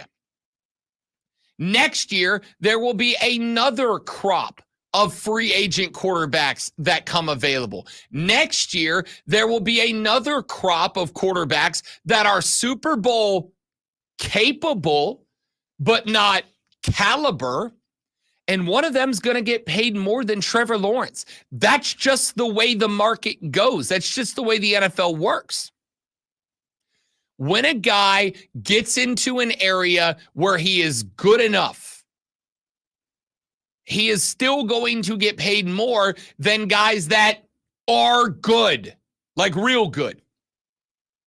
You will notice that when we listed those quarterbacks a few minutes ago, $55 million average annual value ties him with Joe Burrow, who has been to but not won a Super Bowl. It puts him in the $50 million a year club with Jared Goff, who has won a Super Bowl. Is Jared Goff elite? Probably not. He's good enough. Is he elite? Probably not. Justin Herbert. Justin Herbert has done nothing. Now, I will acknowledge that much like Trevor Lawrence, I see Justin Herbert as more than capable of winning Super Bowls. In fact, right now, if you asked me who would I rather start a team around, Justin Herbert or Trevor Lawrence, Lonzo, I'm going with Justin Herbert. Yeah, I was going to say Justin Herbert, I think, is a better quarterback. Yeah. But Trevor Lawrence is making more money than him. Trevor Lawrence is making more money than Lamar Jackson. Lamar Jackson. A man who has been to AFC title games. He does not have a Super Bowl ring yet. But I have pointed out he's got two problems. Number one, the best two quarterbacks in the NFL, Patrick Mahomes and Josh Allen, are both in the AFC with him, A. And B, Baltimore has, until recently, refused to evolve out of their we're a linebacker-based team mentality. And so it is only in recent years that Lamar Jackson has had a team start to put a reliable offense around him. And would you look at that, all of a sudden, Lamar Jackson's team looks like it could be pretty damn good this year. Trevor Lawrence is making more than that guy. Jalen Hurts. Now, this argument lost a lot of steam at the end of last year. It lost a lot of steam at the end of last year when the Eagles collapsed down the stretch in one of the most ridiculous chokes I've ever seen. But Jalen Hurts has got a Super Bowl. Jalen Hurts has been there. He's been in that dance. He's been very, very good. Trevor Lawrence is making more than Jalen Hurts right now. There are multiple guys on this list that have been to the dance. There are guys on this list that have won the dance that Trevor Lawrence is making more money. Now, we don't pay on accomplishment, do we? We don't pay on merit, do we? The NFL pays its quarterbacks, and probably, I think, only its quarterbacks. But it pays its quarterbacks and only its quarterbacks based on great one potential, not accomplishment. I still think in a lot of ways it's market. The market dictates how much someone's going to get paid. Now, signing bonus might be a little bit more if you're better, but I mean, it's always who's next? Who's next to get the contract? Who is next? I don't know who's next. They'll get paid at least somewhere comparable to this, depending on, I guess, their skill level. I don't know. 2025 NFL free agents include, and some of these guys, keep in mind, will get a contract before they get there. Dak Prescott, who is making $40 million a year right now, should not make and he'll get paid somewhere probably. He'll get paid in Dallas. They will make him Trevor Lawrence. Jordan Love, who is being paid right now $13.5 million per year. We'll see what he does this season. Sam Darnold getting paid 10 by Minnesota this year. We know that's not happening. Zach Wilson getting paid 8.7 by Denver. Trey Lance getting paid 8.5 by Dallas. Jacoby Brissett getting paid 8. Tua Tagovailoa getting paid 7.5. If the Dolphins do any, and by anything, I'm not even talking about necessarily a deep playoff run. If the Dolphins make the playoffs and they have another year like they did last year, where they're blowing the doors off of everybody, even if they get wiped in round one, if the Dolphins have an offense this year that is comparable to the offense that they had last year, Tua Tagovailoa will make more money than Trevor Lawrence. Taylor Heineke getting paid 7 by Atlanta. Marcus Mariota, 6 from Washington. Jarrett Stidham, 5 from Denver. Drew Lock, 5 from the Giants. Andy Dalton, 5 from Carolina. Justin Fields is a free agent next year. All right, so the majority of those guys are backups. I think the only guy you mentioned for sure that I know is a starter. Jordan Love, Dak Prescott. Oh, okay. I forgot about Jordan. Yeah, Jordan if you go Love to the and Dak top of the Prescott. list, there Okay. are 3 starters on this list: Dak, Jordan, and Tua. Yeah. And because there are only 3, and to be honest with you, because the other day I went and looked at the 2025 quarterback draft class, there's a couple that are interesting. Carson Beck, Shador Sanders are both up there. Quinn Ewers, Jalen Milroe, Drew Aller from Penn State, Connor Weigman from Texas A&M, Dylan Gabriel at Oregon, Jackson Dart, Ole Miss, Riley Leonard, Notre Dame, Cam Ward, Miami. There are some names that are intriguing. But I will tell you, there's nothing really that jumps off the page at me. Does Carson Beck feel like a slam dunk to you? He doesn't to me, like at all. Next year's quarterback draft class is like, okay, it's full of projects. It sounds lesser than this year's was. For and sure. I don't think this year's had any real winners. We'll see. But next year sounds worse. I completely agree. Carson Beck, if we looked at the 2024 quarterback class, right? Caleb Williams, Jaden Daniels, J.J. McCarthy, Drake May, Bo Nix, Michael Penix Jr., I would say that at the very best, I would slate Carson Beck in 7th after Michael Penix Jr. Is that fair? Is that too low? Would you slot him in behind? I would slot him in, yeah, probably 6. I'm looking. Coming into the draft, it was Williams, May, Daniels, McCarthy, Nix, Penix Jr., Rattler, Pratt. That was the top 8. Of those 8, where would you slide Carson Beck in? I would say like 6th, maybe 5th, but 6th. All these guys have another year to prove that they're better than what we think they are. And we've seen jumps in games from season to season. Suddenly that guy's killing it. It could happen. Absolutely. And I may completely reevaluate all of this at the end of next college football season. But the point here is the free agents that have starting experience next year. Let's go starting experience. Dak Prescott, Jordan Love, Sam Darnold, Zach Wilson, I guess. Jacoby Brissett, I guess. Tua Tagovailoa, Tyler Heineke, I guess. Marcus Mariota, I guess. Jarrett Stidham, I guess. Did Drew Lock start? He started a few games in Seattle, didn't he? Man, just about everybody started last year. So yeah, right. Drew Lock, Andy Dalton, Justin Fields. The point here is it's going to be hard to find a quarterback next year. It's going to be hard to find a potentially winning quarterback next year is going to be real tough. So I wouldn't be shocked if there are 2 or 3 guys that join the 50 mil club, if there are 2 or 3 guys that get onto that same level as Trevor and Joe and Deshaun, because I agree with Lonzo. The reason these guys are getting paid what these guys are getting paid is because that's what the market dictates right now. Especially when you look ahead to next year and you come to the realization there will be very few good quarterbacks available next year. And to me, while that sentence is true, when you say the market dictates, I think the next step is trying to figure out, okay, but what variables dictate what the market dictates? And to me, one of the variables is, in fact, maybe the biggest variable is potential. What's the potential of this guy?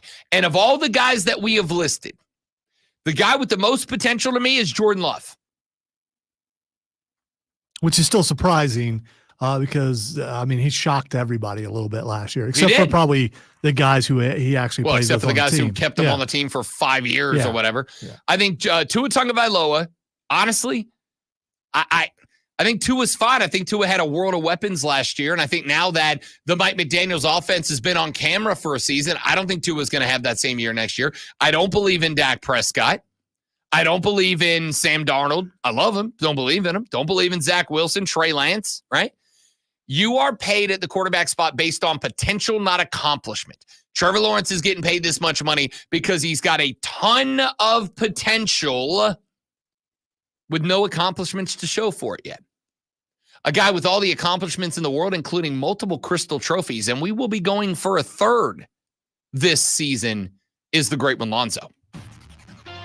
Can't wait to go to Columbia for that. The Florida Panthers are now 1 win away from lifting Lord Stanley's Cup after a 4-3 win over the Edmonton Oilers last night. Edmonton tied the game less than 2 minutes into the second period, but trailed Florida by 3 at its conclusion and scored 2 more in third. But the smothering Florida defense was able to turn away a flurry of Edmonton shots late to keep their lead intact. Rory McIlroy set himself up well to end his decade-long major drought. After taking the clubhouse lead with a bogey-free 65 on day one, McIlroy shares the lead with Patrick Cantlay, and the two hold a one-stroke lead over Ludwig Aberg and 2 strokes over Bryson DeChambeau. McIlroy hit 15 of 18 greens in regulation and chipped in for birdie on the par 5th, for par on the 5th. They tune in this afternoon to Wire to Wire, 3 to 7 p.m.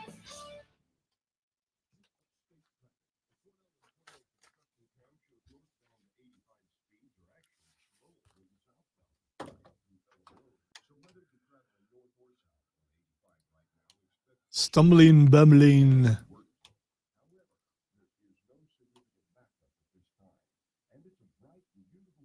Dude, sometimes it's I shouldn't read golf stories. That's what it is. The golf story threw me off. Also, I should have proofread it better and changed some things to make it flow better for how I speak. And I did not.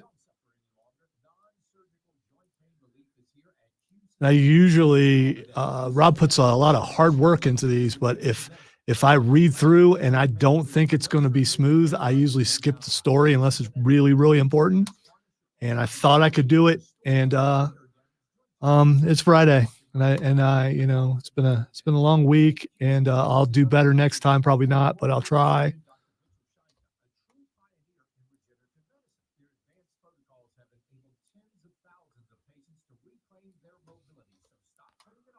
Can't wait till football season gets here. That way, I know all the names and everything, and I care more, and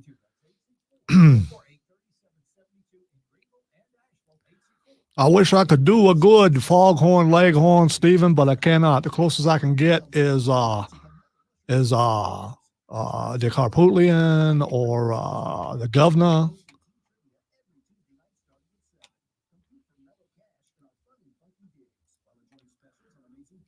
I just want to know why Rob doesn't get the kind of scrutiny that I get over just a little bitty read. I mean,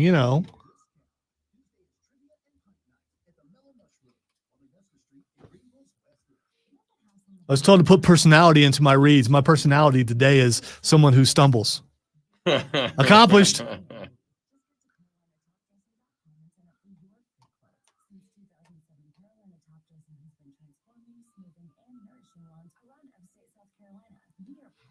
So here's what really happened. I heard there's a little bit of a hook in the bed, and I know where I am without having to look, and I knew I was way behind because I was reading too slow, and I was trying to figure out in my head how to fix it, and I didn't.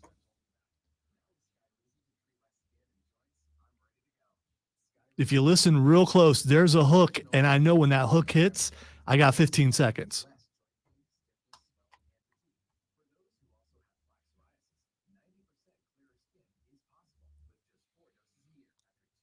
And I started off too slow. There is that, Stephen, and I'm with you on that.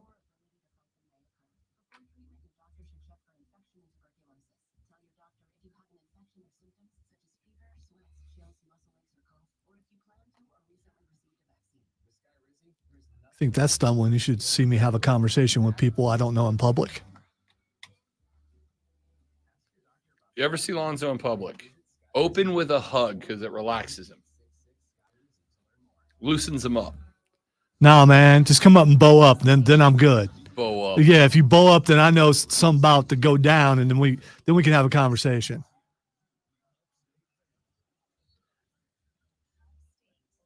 I mean, I can hand you the remote, but that's as close as we're going to get right there. I'm sorry. It's still golf, but not the golf you're looking for. Nope. Are you sure it's on TV right now? Okay.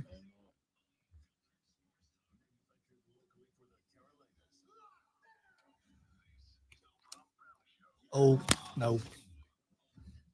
My cord came out. I just got to plug it back in. The third hour of the Friday edition of the Rob Brown Show starts right now. Welcome back. Ladies and gentlemen, Rob Brown and the great one, Alonzo, with you. Rocking everybody's working for the weekend. Got a lot we've gotten to so far. A lot more that will be coming up very soon. There's an interesting article up on yahoosports.com. I don't know. A little slow on the trigger, but it's never unappreciated. Well, it's dark over here and I lost my cord. Everybody's looking for the weekend. Friday. Got to get down on Friday. I want to make sure I lead all Fridays with that so that people can hear what a wonderful singing voice you have. Grab my bowl, gotta have cereal. What would be your cereal of preference if you could have a bowl right now? I cannot tell you the last time I ate cereal. Used to be a staple. I can't tell you the last time I had a cereal. I just bought some Reese's Puffs because it had Goku on it, and I haven't opened the box because I don't really eat cereal anymore. Marketing works, folks. Yeah, it did. I went looking for it because it had, yeah. Gotta be fresh. Gotta go downstairs. You look like a Mucilix kind of guy. Gotta have my bowl. Gotta have cereal. Never had Mucilix. You've Don't never even know had what Mucilix? Don't even know what Come it on. is. When you said it initially, my brain initially went to that's obviously some sort of allergy medication. No, it's some natural flakes. Some I think it had some bananas in it. A little bit of dried fruit. Mucilix. Yeah, I just went. That's obviously medication for a snotty nose. Raisins, dates. I'm not a nut guy, and this is like largely nuts. So you found the muesli. That's one of my favorite cereals. It's awesome. It just looks like an old guy cereal. I ate that when I was younger. It doesn't mean that I wasn't an old guy when I was younger. Probably was, but yeah. The old man had me when I was growing up. I didn't eat Wheaties, did you? Because those are I never ate Wheaties. Wheaties are not that good. I was a Cinnamon Toast Crunch fiend for a long time. That milk will hurt your teeth afterwards, though. I mean, because of how much sugar is in it. Cinnamon Toast Crunch guy, big Cocoa Puffs guy for a long time.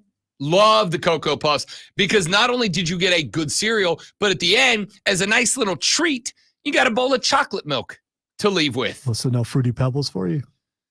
Never was a Fruity Pebbles guy. Was a big Cocoa Krispies guy.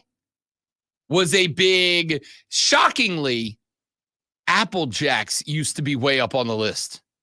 Really? Yeah, I loved Apple Jacks. My cousins really loved the honeycomb, so when I would stay with them, they'd eat honeycomb, and I never got the why. Honeycomb was not really, their commercials were really good back in the day, but the cereal, not so much.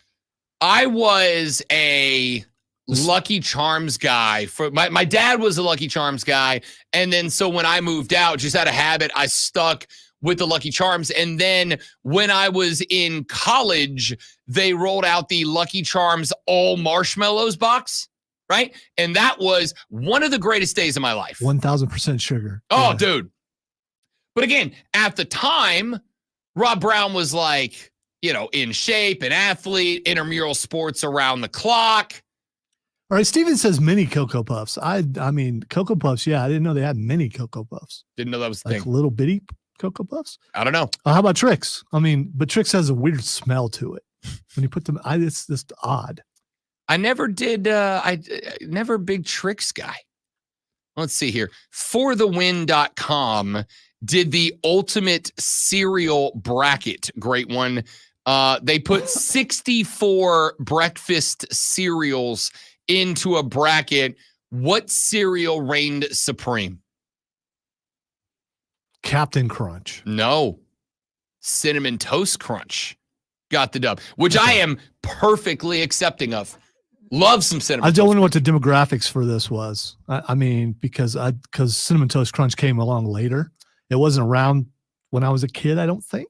The final showdown was a pair of 1 seeds, Cinnamon Toast Crunch versus Fruit Loops. And Cinnamon Toast Crunch took home the dub. Well, if this bracket was run like the now defunct bracket on the Upstate Pulse, then I don't know how accurate it was. Yeah, your bracket sucks. Not your bracket. Your tiebreaker sucks. Well, it doesn't matter. I hate it. It's gone. It's gone forever. No, it's not gone forever. It's gone until March. No, it's gone until we run it forever. back. Lonzo got salty. His selection lost. Politics. I said no politics on the show. Politics made its way into the show, and now that's gone. So No, it's not. And I'm guessing politics had something to do with this because Cinnamon Toast Crunch, not the best cereal. Yes, if it's not Lonzo's way, it's politics. That's it's not, conspiracy. That's not true. I still think that age demographics probably had something to do with that. The cereal. And Count Chocula probably would have a good Count shot. Chocula got bumped as a 5 seed in the first round. Wow. What about Boo Berry? Count Chocula not only got bounced, but I want you to know, and actually one I have not mentioned yet, but now that I think about it, I guarantee you I ate more of this cereal than any of the ones I have mentioned so far. Count Chocula, a 5 seed, got bounced by the 4 seed Raisin Bran. All right. I love Raisin Bran. I'm going to text them and ask them, Stream, what do you think was Diesel's favorite cereal growing up, and what was Cole's favorite cereal growing up? Mucinex. I'm going to go with Mucilix. with Cole as a Frankenberry kind of guy. Cole's way too country for that. Cole's going to hit you with like shredded Wheaties or shredded. What was it? Shredded wheat. How does shredded wheat country? Dude, that's what? How is it not? It's That's shredded wheat is California. No, it's not. Yes, it is. The 1 seeds were Fruit Loops. Fruit Loops was a 1 seed. It made it to the Final Four in the championship game. I'm gonna go with Diesel as plain cornflakes. It bumped out Frosted Mini Wheats, which was a 5 seed from the bottom bracket. Cheerios was a 1 seed. And Cheerios got bumped by Frosted Mini Wheats. Golden Grams was a 3 seed, got bumped by the 2 seed Fruity Pebbles. Over on the other side, Cinnamon Toast Crunch was a 1 seed. It ran to the championship game. In the way, it took down Raisin Bran. It took down Frosted Flakes, which knocked off Honey Nut Cheerios, not the same as regular Cheerios. Cheerios took down Pops. All right, this is my favorite bracket of all of them. By the way, Captain Crunch, a 5 seed, made it to the Final Four and was knocked off by Cinnamon Toast Crunch. Captain Crunch took down Cocoa Puffs, Honey Smacks, Reese's Puffs. Lucky Charms was a 2 seed. It knocked off Cocoa Pebbles, Cookie Crisp. And Ooh, forgot about Cookie Crisp. Cookie Crisp was just a bag of cookies. Yeah. And we passed that off as cereal. There were little cookies. It was just a bag of cookies. Floated. Dude, if your parents went, you can't have dessert for breakfast, you can have cereal, what do you want? And you got away with Cookie Crisp, your parents were idiots. It's just cookies. Wow. I don't know if I go that far. Maybe they were kids at heart, and they knew that to get their children to eat broccoli later, they give them cookies for breakfast. Diesel was unsweetened Rice Krispies. You ever had those before? It's not good. No, it doesn't sound good. Captain Crunch bounced Lucky Charms to make it to the Final Four. Your championship matchup was Fruit Loops versus Cinnamon Toast Crunch, and Cinnamon Toast Crunch took correctly home the crown. Did the mascot influence how much you like the cereal? No, not at all. Really? Not at all. So Lucky the Leprechaun didn't make you like the cereal more. No, in fact, if anything, should have been quite the opposite.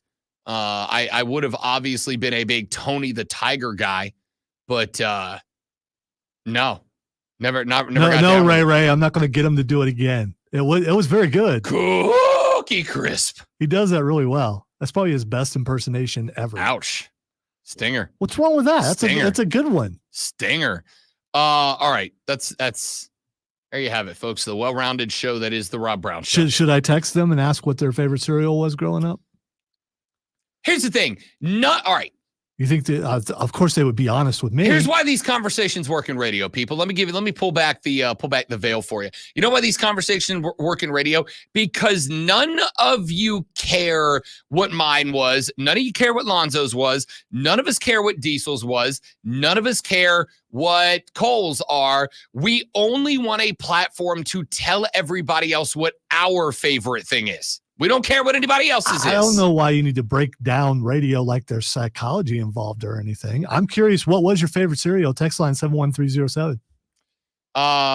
Let's see here. And don't put fan on it because that way Tara can see a bunch of cereals. She's going to be like, what the hell are they doing? Oh, no, then she'll talk about favorite cereals, and then we will have influenced 2 shows.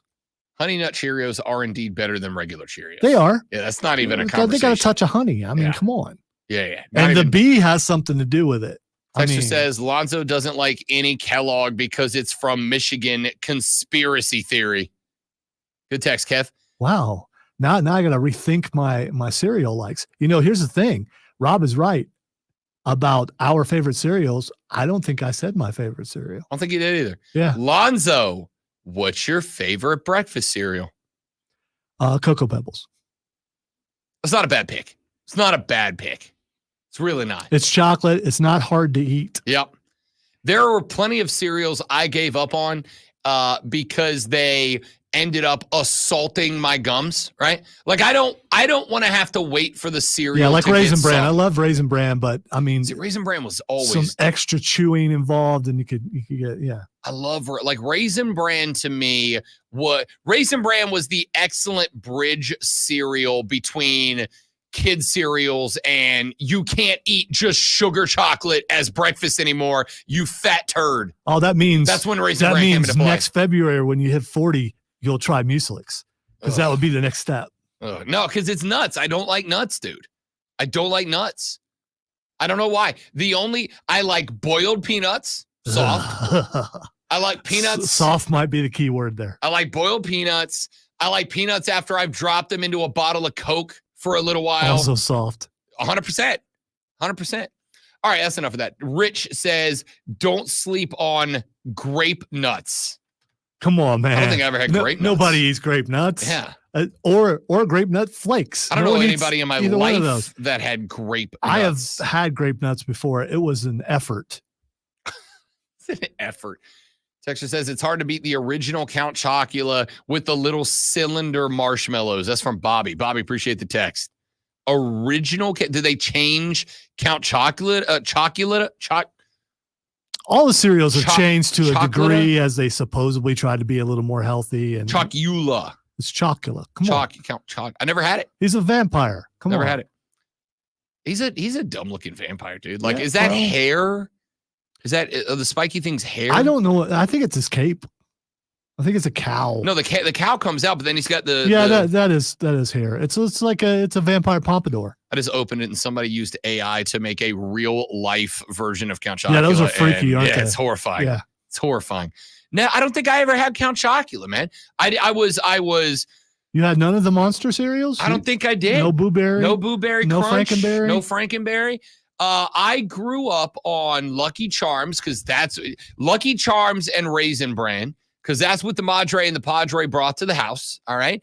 When I got to the point where I could buy my own stuff, I was big on the now I just forgot the chocolate, the round chocolate ones. Not Cocoa Puffs. Was it Cocoa? Yeah, Cocoa Puffs. And then when I got to college, I kind of fell away from cereal. Raisin Bran worked its way back in for a hot minute. And then probably, legitimately a decade ago, I just stopped eating cereal. Yeah, entirely. I developed a slight lactose intolerance. Maybe I always had it and didn't know it till, the doctor told me. And then suddenly I noticed because that's how that works. So I haven't really eaten cereal in a while. Dan the Superfan Man says RB also likes soft bacon, so that makes sense. Yeah, no, for sure. Because when I bite the bacon, I don't want the bacon to fight back. All right? I don't want it gumming or cutting up my gums like my gums are in like a grenade explosion, man. I just want to chew some bacon and enjoy it. Hashtag Team Soft Bacon. Team Floppy Bacon. That's the way to go. Jacob said, I watched the first 15 of Acolyte episode 3 last night, and I could not stomach it. I was curious after y'all talked about it the other day. It's from Jacob in the Berg. Well, I don't think Rob's watched it yet. So I have not watched episode 3. I have watched episodes 1 and 2. I have rewatched episode 1, and I am, for now, I have not seen 3 yet, though what I am hearing is that episode 3 of Acolyte pretty much just urinates all over Star Wars lore from movies gone by. It absolutely does. For an in-depth discussion, politic free, because I think you can discuss this politic free. Tune into the Upset Pulse tomorrow, 7 to 9 p.m. on 98.9 WRD. Yeah, Liber Rob does not care about I don't care about the woke. It's too woke. I don't care about that. All right. It's an entire galaxy. There are green aliens. People are going to look different. I don't care. It doesn't bother me. All I care about is, are you maintaining the lore in the direction of a universe, of a galaxy far, far away that has been telling stories since 1977? And from what I understand in this series, they basically were like, we don't really care what has ever happened or been talked about. We just kind of want to do our own thing. In which case, cool, make your own show, right? Let's just make your own show. Yes. A character has been diminished in my eyes. I'll be interested to hear what other people think when we talk about it, but trying to be spoiler free for Rob, even though he knows. I know what it is. Yeah. And I will say it's not going to diminish anybody else, because if the episode sucks, if the show sucks, I'm just going to go, yeah, this doesn't count. This doesn't count. I've done it with Marvel movies. I've done it with DC movies where I go, I like everything but this thing, so this thing doesn't matter to me. I don't care about it. I don't think you can do that with I disliked the Rey sequels. I thought they were trash. Jar Jar stupid or stuff like that. But this diminished the main character, one of the main characters of the entire By the way, Jar series. Jar's not stupid. He was a Sith Lord. 100%. Jar Jar confirms Sith Lord. Correct. Sith Lord. So Texture said, Rob, can you eat Skittles? They hurt my gums too much. Real question. Yes, but one at a time. No. Yes, no. I have to eat. I can eat Skittles one at a time. You gotta at least have 3. No, dude, because then you get, not only do you get the shards from the shell, but then you end up with just a big wad of gum in there. If you want to be more like a kid, you eat 3 or 4, because when you're a kid, you don't care. Just like they taste good, I'm gonna shove all those in there. So what? I can't chew for 10 minutes. When you were a kid, you didn't eat the entire packet of M&Ms. Did you eat your M&Ms one at a time? M&Ms not the same as Skittles. Now I'm picturing eating M&M minis one at a time, just picking out. Nope. Okay, M&Ms, now I'm going to eat all the brown throw ones, back the then whole. the black ones. First off, I absolutely color coordinate my candies. My ADHD / mild OCD will not let me do anything else. But M&Ms are not the same as Skittles, dude. Skittles are candy grenades. All right, back after this. Actual sports on the other side. It is the fan upstate. New life. All right, guys, one more live when we're back. Stay right there for me, please, and thank you.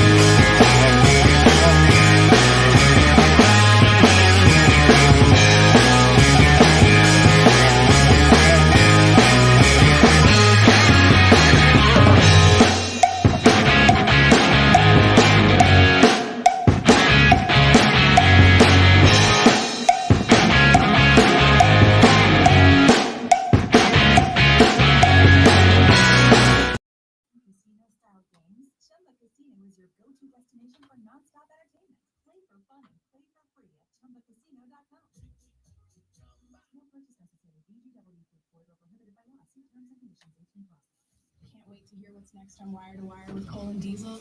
Tell me what's coming up. What are the 3 scariest home games for Clemson and South Carolina in 2024? The NASCAR season is moving along quickly. The Fox broadcasts have completed, and we asked Shane Connick of the Charlotte Observer what to expect in the second half of the season.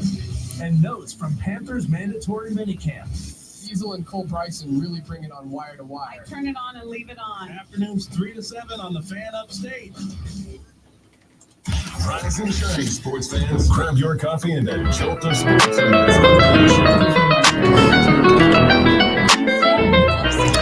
Here's a question. The NBA Finals and the NHL Finals are obviously taking place simultaneously. We will have Game 4 of the NBA Finals this evening. We will have Game 4 of the NHL Finals tomorrow evening. I am predicting a sweep in both. Both of those series, I believe, will come to their conclusion after 4 contests. They are similar in a lot of ways. Both of them are 3-0. Both of them have a team that is not just dominating, but is doing it with a smothering defense that has disrupted the entire rhythm and routine of a team that is supposed to have an exceptional offense. The Boston Celtics are smothering Luka's offense of the Dallas Mavericks. The Florida Panthers are smothering Connor McDavid and the Edmonton Oilers. These 2 series have only one difference. One is basketball, one is hockey. If you're paying attention, you may have noticed that one of those games is being played on a big sheet of ice. Here's what's interesting about it. The NHL Stanley Cup Finals are way up. In fact, they are up 26% from the 2023 Stanley Cup Finals, 16% from the 2022 Stanley Cup Finals. On the flip side, the NBA Finals numbers are dramatically down as of right now. The series opener in the NBA Finals averaged a 5.7 rating and 10.99 million viewers on ABC per Sports Media Watch, making it the least watched NBA Game 1 Finals since the league hit its ratings tank with the bubble finals in 2020. Beyond these 2 series finals, this was the lowest number since 2007. The bubble final series averaged 7.69 viewers. Last year, it went up to 8.7. The 2024 numbers are a 5% decline from the Denver Nuggets Miami Heat Game 1 and an 8% decline from the Boston Celtics Golden State Warriors of 2022. Can anybody tell me why? Can anybody explain it to me? Because I had some theories. Because it's 2 small market teams. I mean, that was a joke. Yeah, no, I know.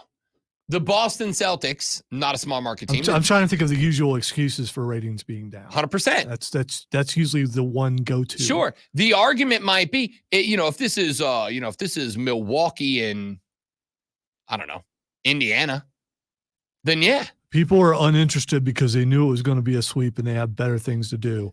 It's the middle of summer.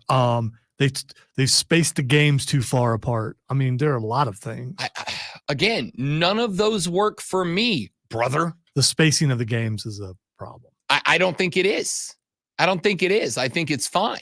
Especially when it comes to the finals. I don't want to get to a point where I feel like the finals are bogged down because guys are running 6 games in 12 days.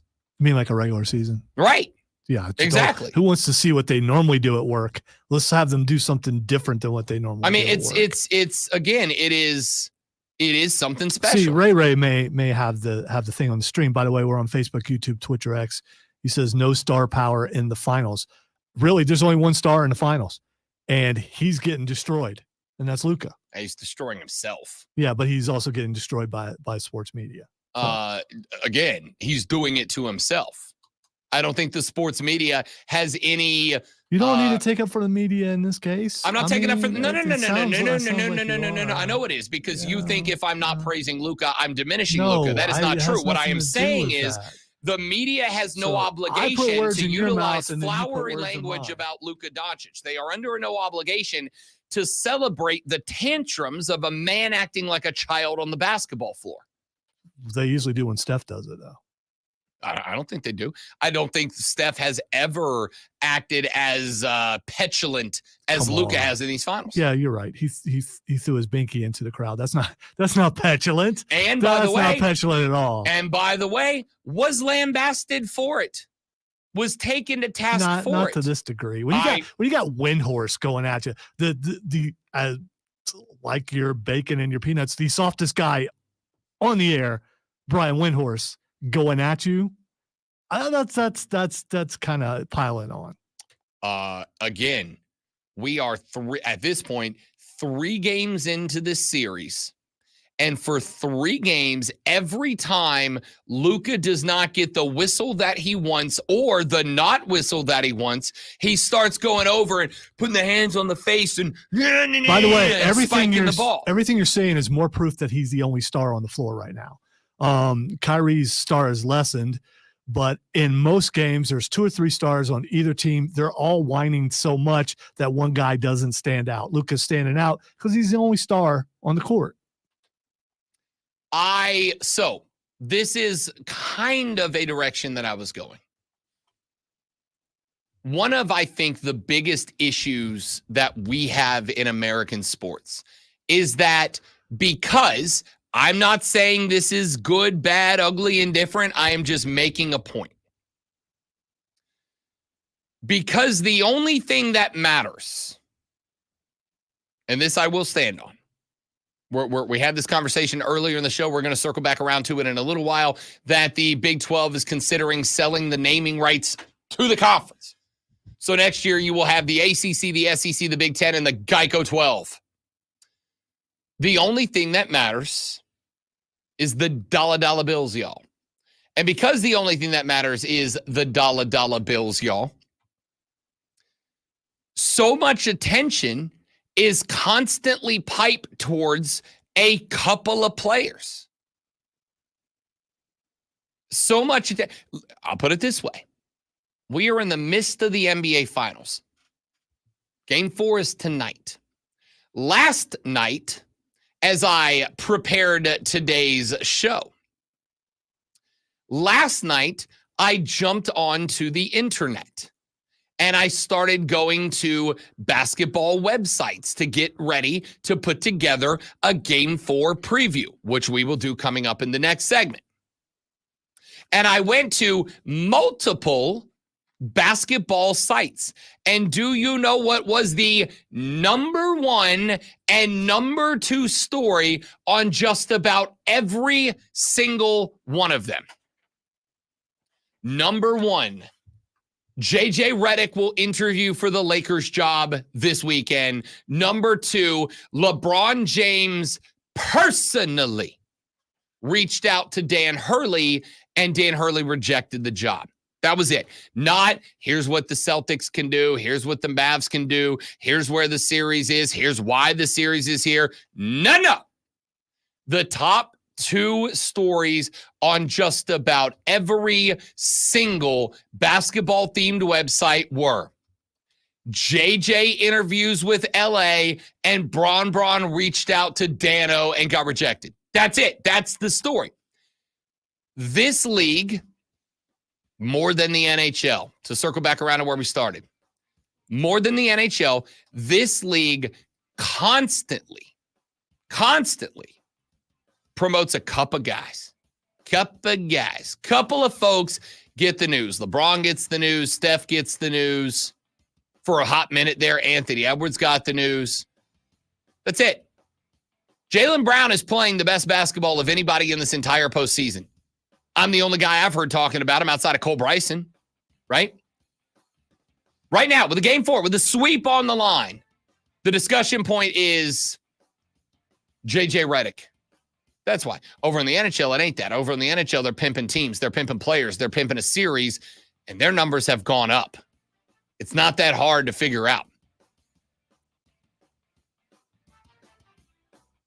Did we work some ska into the rotation? If you draw attention to things and someone's listening, then I'll be asked to remove it. Okay? We've never made it this far in the bed because someone's going really far in the bed. Just saying. I know how that sounded. That did not sound good, what I just said. The Rob Brown Show, the Fan Upstate.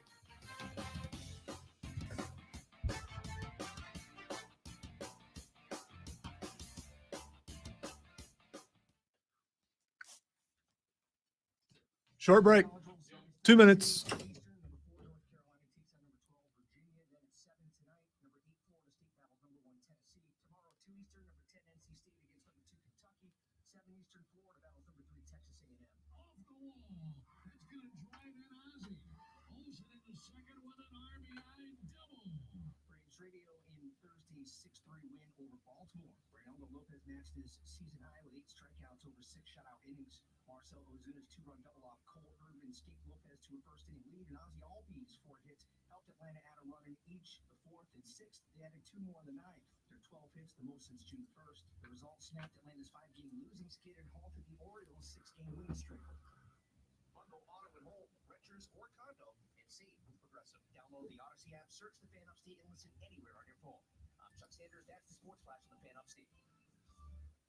Up to the minute, upstate traffic. Traffic has been light this morning during the rush hour with virtually no backup.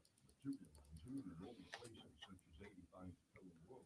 The Cordell traffic cam shows 2 or 3 areas of slow traffic along points at a highway in both directions. And the same goes for Highway 123 in from the west as it becomes north of Capitol.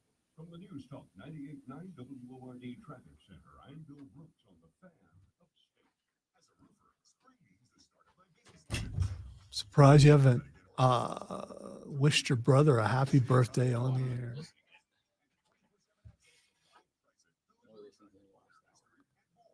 Or at least checks in.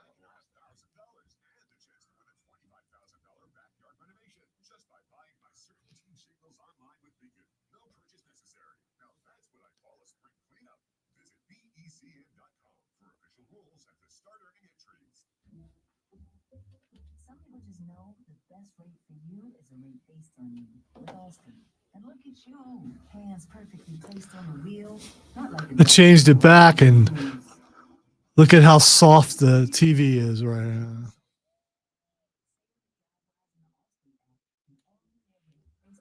Look at what they're talking about. Exactly what you said. Exactly.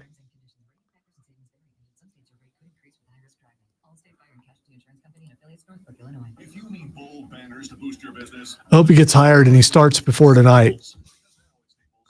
They might even put the game on TV. And then they'll, Ladies and gentlemen, we interrupt this broadcast of Game 4 between Dallas and Boston to go to the J.J. Redick press conference. well, what I meant is so they take him off the broadcast and maybe put somebody in with personality. I'm not saying that he may have the most personality as far as the 3 goes. I love how it's considered blasphemy if you say anything about Doris Burke. People just want to get angry. She is not. I mean, that's fine. You're obligated to say that. Obligated. Yeah, because you can't say any negative about her, but she's not that excitable on the broadcast. She's a good balance if you have that one energy person and they don't have that energy person. I think Wild Doris needs to come out tonight. Got to step it up. Game 4. Let's go. Take your glasses off.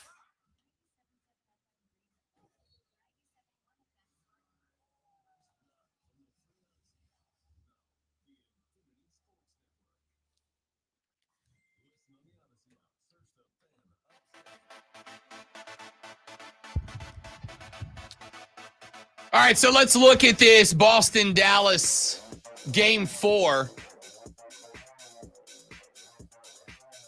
that tips this evening. The Boston Celtics with the opportunity to sweep the Dallas Mavericks out of the playoffs tonight. I'm on record. I think they do. I do not. I just don't think Dallas has the dudes. I think, as Lonzo said earlier in the week, that Dallas is still a piece away. What that piece is, I don't know. They got rim defenders. They got Luka Doncic. A more consistent Kyrie Irving would obviously be a dramatic help, but I also think that it is important to point out that Kyrie Irving at 32 is not an old man, but in basketball years, he ain't a young guy either. So relying on Kyrie Irving, I do not think is the right play. So I agree. I think they are indeed a piece away. I don't think there's anything they can do tonight. I think they have. I know I've told the story about Tom Grant, my old middle school coach, a million times, so I won't tell it again. Suffice to say, for whatever reason, one of the things he said to me that stuck with me for a very long time, because I think it was one of my first genuine glimpses into how the world actually works, is that sometimes the other guy is just better than you. And you can practice and practice and practice and practice and practice. And you can scrimmage and scrimmage and scrimmage and scrimmage and scrimmage. You can do everything to the absolute maximum that it can be done, and yet the other guy is just better than you. My senior year of basketball, I stepped in. I was the first guy at practice every day. I was the last guy out of practice every day. I put in more hours and more time than anybody else on the basketball team. And do you know what I did my senior year of basketball? I sat my ass on the bench because I wasn't good. Well, I was okay, but I wasn't as good as the rest of the guys on the basketball team. And there were some of those guys that would come late to practice, and they would leave practice early, and you never see them in the gym outside of mandatory practices, and they were off goofing off and hitting on the cheerleaders and whatever else, and they were still better than me. Sometimes the other guy is just better than you are. It's just part of the game, man. It's just part of the game. It's just part of life, frankly. I don't care what job you do. Sometimes somebody's going to be and sometimes it's just that they are naturally better than you. They don't have to practice. They're just better than you are. Their C game is your A+. It is what it is. Welcome to real life, kids. Life lessons with Uncle Rob. I think that's where Dallas is right now. I just think Boston's better. And when we came into this series, I think I picked with my heart, not my head. Because my head said Boston's a better team. Boston is the best defense that this Dallas Mavericks team has played, despite the fact that they beat Minnesota, LA, Oklahoma City. You can go back, and obviously hindsight is 2020.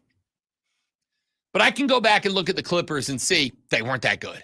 I can go back and look at the Thunder and say that was a super, super young team. They weren't prepared. They weren't ready. How many times have you heard the old adage, the old cliche, experience matters in the playoffs? Oklahoma City didn't have any, so they found themselves in trouble. And then you go to the Minnesota series. And that one, honestly, to me, is probably the one series that I would look at and go, yeah, they beat a better team. Like, they beat a better team. So I ended up talking myself into the belief that this Dallas team should not be doubted. Boston's a better basketball team. They're a better basketball team across the starting five with Jalen and Jason and Tingus Pingus. They're a better team across the front five, and they are deeper. But I said, wait a minute. Jason Kidd has been earning all the flowers. Jason Kidd's been getting all the flowers. He has been coaching this team remarkably well through these playoffs. He should probably be recognized for that. Luka Doncic has found a way every time something starts to go sideways to saddle up and carry this team on his shoulders. Do not doubt this team again. And so I didn't. And it turns out I screwed it up. It turns out that was the wrong call. It turns out I should have doubted him. Turns out sometimes you just got to pick the better basketball team. So I'm almost, now that we have 5 minutes left in the segment, too late. I was almost hesitant not even to really talk about this today, right? Because number one, the television ratings are in the tank. Keegan checked in on the stream. He said, I think blowouts don't make good TV. It's boring TV. Right. Except for this was a game one number. This was before the series started. It was already in the crapper, and it's going down. What do you consider a blowout? A game where a team is obviously not in the same department. So there's no point differential in your mind where they go, okay, it's 15, that's a blowout. No, not to me. I look and I go, 6 could be a blowout. Yeah. No. Yeah. Eight points was a blowout in game one. No. Or 7, whatever it was. That's not a blowout. 100%. Dude. Come on. When it gets to a point, especially in the finals, and I do think the finals are a bit of a different animal than the regular season or even the playoffs, because I do think in the finals, you are looking at a spot where one team may very well end up in a spot that they go, we don't need to hammer down. We don't need to go full throttle right now, right? What we need is to make sure that we are set up and ready to continue to win down the line. And as I have pointed out a couple of times so far, I know that's what Boston has done. For the record, Boston, and you're giving me a 1.5 tonight, I'm hammering that line. And I'm hammering that line because, yes, I understand Dallas is going to be fighting for their lives. But it turns out if you put me into the ring with Canelo Alvarez and tell me I have to fight for my life, Canelo is still going to beat the out of me. You could give me a year to train to get ready for that fight, and Canelo Alvarez will still beat the out of me. Even in your prime. On my best day of my best year, Canelo Alvarez would actively murder me. Yeah, but you're not a noob. I mean, you're coming in with some training. Doesn't matter. That's exactly the point I was making. You can train, you can practice, you can do this, you can do that, you can get all the treatments, you can eat right, you can practice, but at the end of the day, sometimes guys are just better than you are. And that's where this is. That's what this is. So to me, I look back at a game 1 7-point margin of victory, or 8 points. Game 2, same thing. Game 3, same thing. There's a reason that number has been consistent across 3 games. And the reason that number has been consistent across 3 games is because Boston has a strategy that has worked. That strategy is build a big lead of 24 points, throttle down. You know Dallas is going to bring everything they got to get back into the game. And the minute that they even kind of make it close, they will be gassed. We will have reserves. We will hit the afterburner, and we'll go finish this thing. They've done it every game. There has not been a game where in the fourth quarter, including the last one where Dallas got it down to a single point. There has not been a game in this series where in the fourth quarter I thought Dallas is winning this basketball game. Because if there was, I'd have made money off of it. There is nowhere that I've looked and said Dallas is winning this basketball game. in games 1, 2, or 3. And I don't feel that way about game 4. So, yes, this series is a blowout. It is 3-0. So I as far as the attendance, as far as the blowout thing goes, I agree. Blowouts don't make good TV when they are blowouts that you turn on the television and it's series is a blowout. But I looked up the definition of blowout and it says large margin, several different definite. So I cannot define these as blowouts. They're competitive games. It could have went either way, especially this last game if Luka hadn't fouled out. So they're not blowouts. I don't think they're uninteresting games. There have been seasons with uninteresting games. Maybe people are just they're checking out because they think the series is over and thought it was from the beginning. Again, large margin. All right, well now let's follow the Lonzo train. Let's find the Lonzo locomotive. It's not me, dude. I looked it up. I understand. Yeah, but I mean, if that's the definition, then define large margin. Right. Well, I need you right? to. I need you to me, because to me it has to be 10 or more.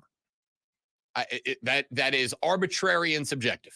A lot of people 10-point game. Wait. No. I just said to me. That's not arbitrary. It's not. That is definition of arbitrary. If a thing is only a thing to you, dude, that is arbitrary. All right. I gave it a number. I just would like to hear what your number is. I'm not going to do that because I don't think it requires a number. I don't think it requires a number. I think I can look. Here's a blowout to me. Soft, dude. It's not. It's not. A blowout to me is when I look late in a game and I go, this team has no chance. That's a blowout. You've been blown out. It's not a blowout. If you have zero chance to finish, if you have zero chance to win, it's a victory for a team, but it's not a blowout. All right. Well, I'm not going to argue the semantics of this. What I'm going to say is this series ain't close. It's just, I mean, what is a number for you? I mean, I want to know in your mind when Rob Brown goes, oh man, they're up by this much, it's over. I mean, at what point do you? That's all. Just trying to figure that out. I trying to get into your way of thinking. No, you're not. I'm telling you what my no. You are actively rejecting my way of thinking. My way of thinking is if there are 6 minutes. You're just being a contrarian now, dude. I mean, I'm trying to figure out so there is no number in your head at all. No, what has just happened is you went, tell me your way of thinking. I told you my way of thinking. And then you went, no, I don't accept that. Tell me your way of thinking. I'm telling you my way of thinking. So your way of thinking is there's no number. It's a feeling. Correct.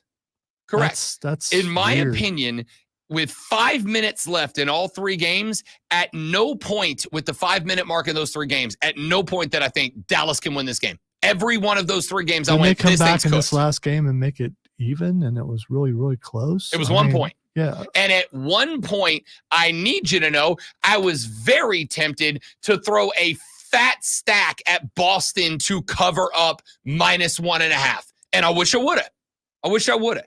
Because it was not, the score was close, the game was not. Blowout, why didn't you do that?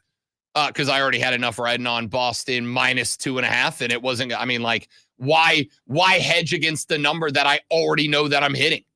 There was no spot, there was no reason to hedge there. I had Boston -2.5, and that was a guarantee for me.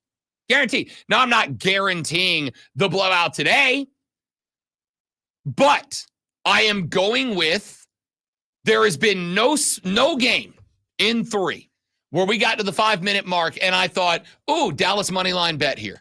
Because the Dallas money line bet would have been +225, +230. It would have been a good plus money return. And at no point that I thought, let me throw a Dallas money line out there, even to fish it, even to just see what bites. Nope. I went, Boston is in control of this game, just like they're in the control of this series. And it's going to be the same thing again tonight. It is. It's going to look close in the 4th quarter, and then Boston's just going to finish them off. And everybody listening is going to be watching the game tonight going, I wonder if Rob thinks this is a blowout. I don't know. I mean, they won by 3. Was that a blowout? I don't know. What's a blowout? Steven says in sports, a blowout is an easy or one-sided victory. It occurs when one athletic team or individual performer outscores another by a large margin or in such a fashion that allows the second team or individual. Sorry, let's get to the second half of that definition, and I'll be very clear about my enunciation. Or wow, so I could understand such a fashion that allows the second team or individual little chance of victory from a point early in the competition. That one, that's the definition that I roll with, and that's what's happened in not 1, not 2, but 3 out of 3 games, and it will happen again tonight. Boston in 4. We're all celebrating an NBA champ this evening. If reading sports flashes had scores, Lonzo would blow out everybody by 20. I think everybody's listening this week and knows that's not the truth. But by Rob's definition, it might be. Former Clemson quarterback Trevor Lawrence is now one of the richest men in the NFL after receiving a 5-year, $275 million contract from the Jacksonville Jaguars. The deal includes $200 million guaranteed, including 142 up front, as or is that 14? It doesn't matter. As well, it's a lot of money. As $37 million signing bonus. The $55 million annually ties Lawrence with Joe Burrow for the highest annual salary. The Braves' losing streak ended at 5 games with a 6-3 win over Baltimore yesterday. Ronaldo Lopez earned the win after giving up only 2 hits and striking out 8 over 6 innings. Tune in this afternoon from 3 to 7 p.m. for our brand spanking new show, and it's local, Wire to Wire. Cole Bryson and Andes will get you up to date on the latest local and national sports news. Great guests, great debate. It's a whole lot of fun, and it's a blowout. Wire to Wire.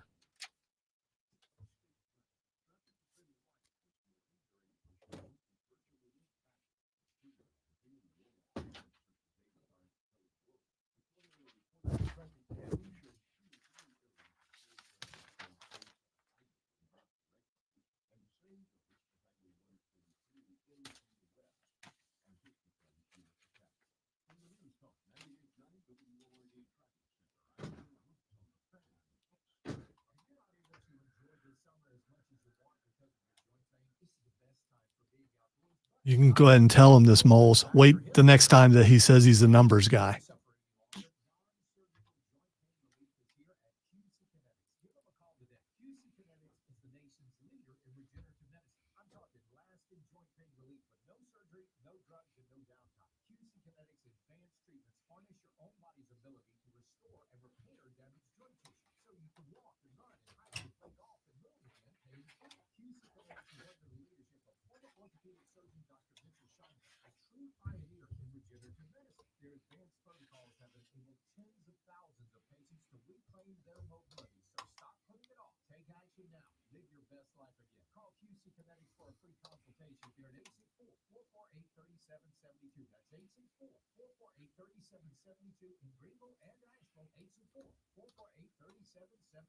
Legacy Golf at District Park is now open. Choose your course, choose your club, perfect your swing. It really is that simple. At Legacy Golf, South Carolina's TrackMan range, you get tour-proven data at your fingertips. Legacy Golf at District Park, 201K Drive at Easley, districtparksc.com. When people have a craving to explore new and traditional Asian cuisines, they head to P.F. Chang's, where scratch-made dishes come from the 2,000-year-old tradition of wok cooking. I'm not touching that one, Steven, because, I don't understand that game as well as he does. Brazil blew out the U.S. media that everything on possession shots, etc. No, because again, Steven, you and me and every other USMNT fan were hanging on to our seats for the last 5 minutes because we had a chance to win, right? The question to me is, do you have a chance to win? The second half of your definition, everything that comes after the or in such a fashion that allows the second team or individual little chance of a victory from a point early in the competition. By the way, I left that part out of the definition when I said the definition on the air because I knew he would do this. You mean use the definition? No, use the part of the definition that fits your narrative. That's not part of the definition. The first part. It is the definition. The first part, which is the only part that matters. The first part. No, it's not. It's the only part that matters to you. You put the most salient point as your first couple of sentences. That's how that works in writing. It does. When you put or in a definition like that, or means that the second part has the exact same weight as the first. You can't say two things at the same time. It doesn't, though. It does, though. It doesn't. If I say my favorite colors are red or black, those two things have the same weight. It doesn't mean what he actually means is his favorite color is red. And then there's also the black. one he chooses first is really his favorite color. That is not accurate. That's exactly because it's the foremost in your mind that makes that the favorite.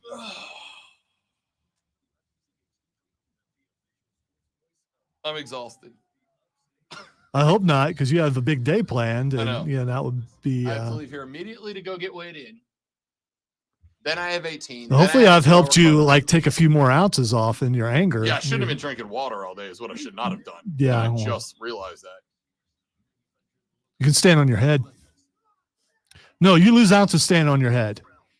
I can tell you that from high school wrestling. Yes. It's weird. I don't know if it's psychological, but it works. Spitting, you will also lose weight. That's all I'm going to do. I'm just going to be hawking loogies. Spit in the cup. No, we were allowed. We were allowed to do that.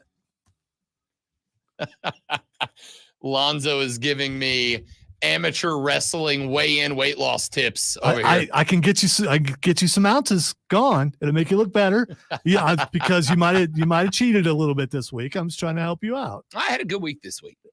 By the way, those things, I'm not making it up. If you get on the scale and you're a couple ounces off, in our high school, because it was a wrestling school, you were allowed to keep a cup to spit when you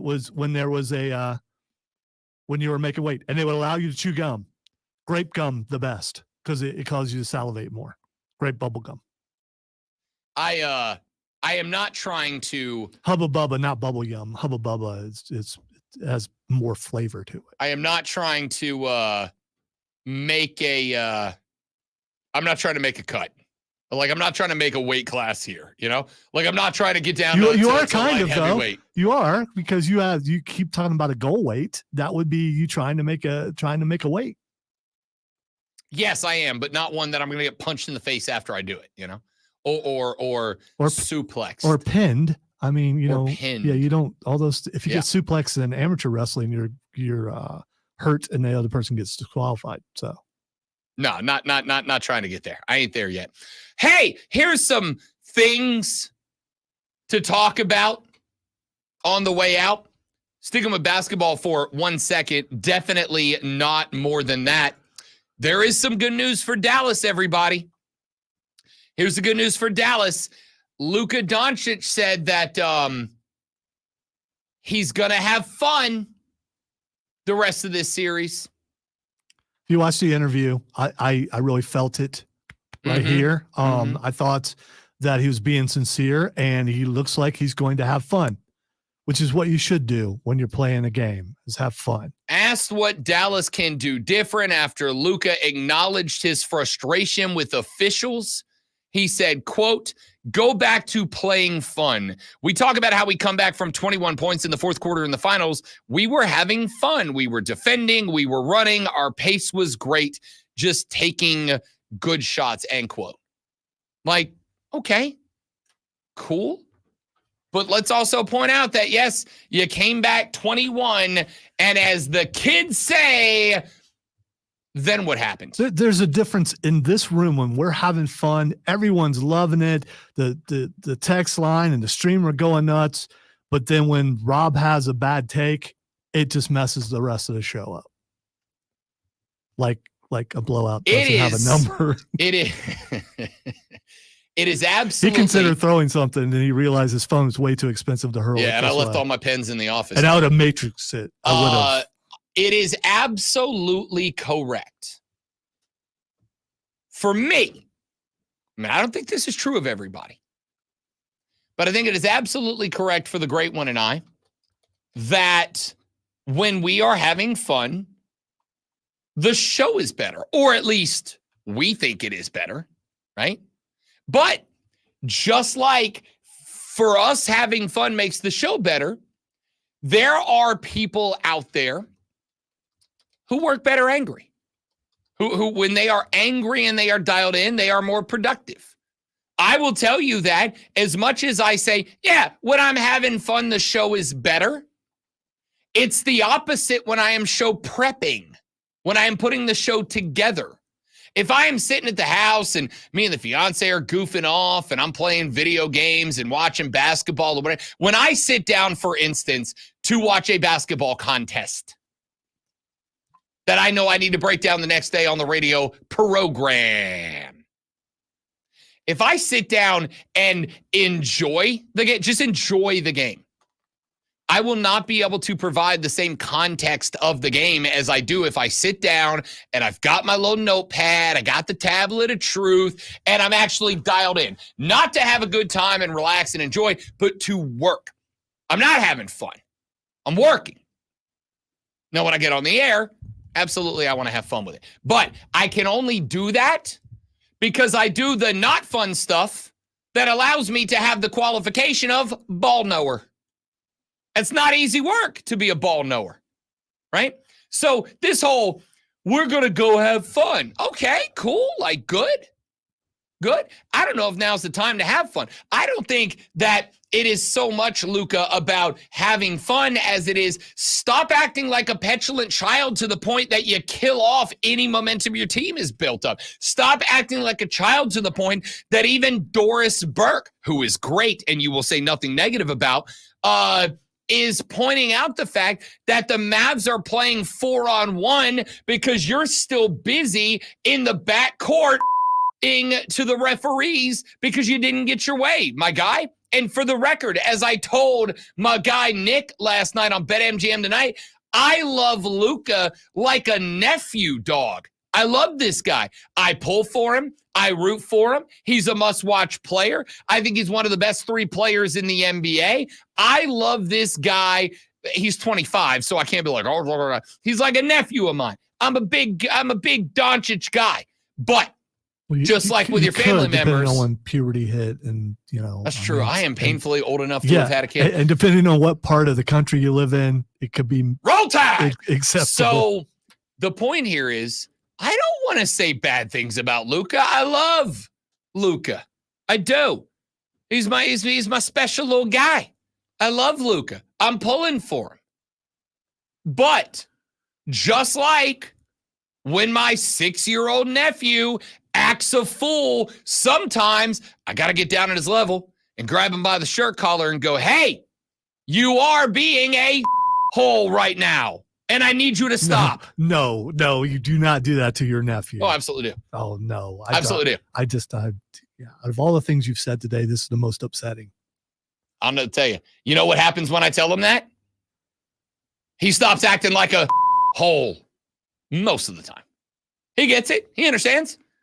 You're right, Uncle Rob. I'm sorry. And then he's on to the next thing, and it's great. I'm not buying it. Okay, don't buy it. I'm not buying it. I don't think his dad, happy birthday, by the way, his dad would accept such behavior out of the uncle. Oh, no, he doesn't. But it doesn't stop me. Because, see, there's all right, there's only so far that you can go with the, hey, buddy, we need you to think about what you're doing right now. Okay? I need you to stop throwing goldfish at your teacher. I need you to stop knocking over the plants, right? Sometimes you got to get down on the level. Those things were oddly specific. I don't know why. Sometimes you got to get down on the level and go, hey, you suck. Stop sucking. All right? I feel like right now, and I don't know who can do this. This is a real problem when you get to the professional ranks of professional athletes. A lot of these guys develop a little bit of an ego on them when they start getting paid millions of dollars and placed on TV and being turned into global superstars because they can play a child's game better than everybody else. Correct. And so when they get into a spot that the behavior is unacceptable, and I'm sorry, nephew Luka, I'm a big fan, but your behavior in this series is it's not just that it's unacceptable. If the Mavs were up 3-0 right now, I would not give about Luka's temper tantrum. I go, it works. The goal is win a title. That's it. That's the goal. You be the most petulant man-child you need to be if that's what fires you up to go get a commissioner's trophy. Cool. You're up 3-0, but you're not. You're down 0-3 because your team is getting bogged down, and part of the reason is because you suck right now. Just as a dude, you suck right now. Stop sucking as a dude right now. Get better. Dial in. He's just following the path of superstars before him and what they do. They've all whined and cried. Why can't he do it too? I think there is a difference between dog, that's my foul, versus y'all four go play defense. I'll be down here lamenting my life struggles to the referee still. So what you're saying is all their losses are his fault. No, what I'm saying is when he is doing this stuff and when he is getting this frustrated and when he is getting into his head and when he is throwing his own game off and he is the team, because he is the team, it bogs everybody down. So I know for a fact with a capital F, that you have worked with people who bring an attitude into the radio station. Their attitude is, and it brings the entire station down. I know for a fact that you have worked with that guy before. All right, I've heard tell, and after inward searching, I don't think it was ever them. It was always me. See, that is what a selfless leader does. But that's not what everybody is. Sometimes a guy comes in and again, he's a butthole. And somebody's got to snatch take him off up. to the Great White North. Somebody is going to have to get to Luka and go, dude, I don't care if you're having fun. I don't care if you're miserable. I don't care if you're ready to go to Cozumel, Cancun. Sorry, basketball players go to Cancun. I don't care if you're ready to go to Cancun. I don't care what it is, but you have got to grow the up, dude. You just have to. And, I mean, here's the reality. The reality is, it doesn't matter now. It doesn't matter now. So you're saying it's too late. So so why change tonight? Don't embarrass yourself on the way out the door. Okay. I mean, to me, that's it. Don't embarrass yourself on the way out the door. That's all there is to it. Real quick before we get out of here, I want to talk about Joe Mazzulla and Jason Kidd for a minute. I have been handing Jason Kidd bouquets since the beginning of these playoffs. Dog to the Clippers, got the win. Dog to the Thunder, got the win. Dog to the Wolves. Everybody thought they were cooked. They get all the wins. I said, yo, Jason Kidd has figured something out. Jason Kidd has pulled something together. He has made something out of this team. Jason Kidd is bleeping the bed in this series. And I have exactly one moment, and I do not need another to illustrate that fact. That fact comes from the fact that, hello, Yates. That fact comes from the fact that in the last game, the Mavericks were on a 20-2 run. They had gone plus 18 in about a 6-minute span. Kyrie Irving misses another shot. Luka Doncic gets the rebound. Luka Doncic has got the ball. They can make a break and make it a 22-2 run. They can go plus 20. Jason Kidd calls a timeout. Now, I am, and I've done the research on this, very dumb. I'm an idiot, okay? However, one of the things that I think that I can say with some level of certainty is that if your team is on a 20-2 run, gets a rebound, and can make it a 22-2 run, I wanted to do that. Don't stop the game, man. What? Don't stop the game. Why are you stopping the game? You are killing them right now, dude. You are killing them. In fact, as Shane just pointed out, and I was about to say it, it was the one temper tantrum Luka had that I was like, yep, I get that one, Luke. I get that one, nephew Luka. I understand that. You're on a 20-2 run. The Celtics can't hit a shot. They're just bricking everything they throw up. I think it was not. I said Kyrie Irving. It was Derek White, I think. Throws up a brick. The ball rattles around. It comes back down. Luka gets the ball, and Jay say, hey, kid, timeout. Stop the game, please. I know that we are right in the midst of kicking their ass. Stop the game, please. I'm begging. Why? And then there's Joe Mazzulla over on the other side. Do you know what Joe Mazzulla has done? Joe Mazzulla has said, no, dude, just keep killing them. Just, all these things that you're doing right now, that you're like playing better basketball and we've scored a lot more points than they have. Just keep doing that.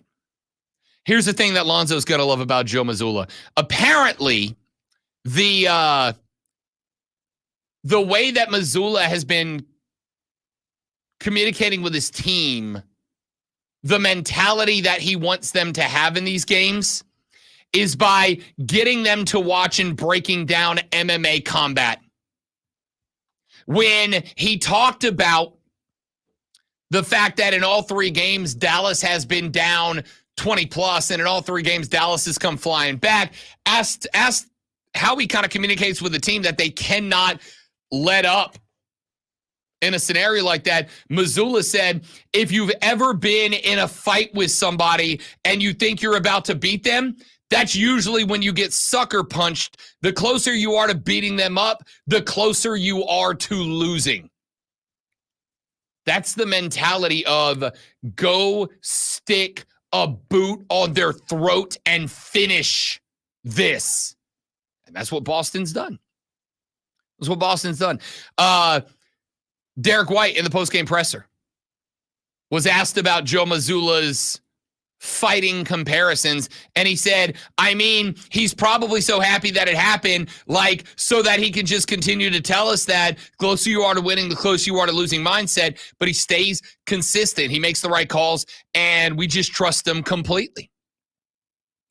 Asked if Joe Mazzulla enjoyed watching his team blow a 21-point lead in an NBA Finals game, Derek White said, quote, he's a sicko, so probably.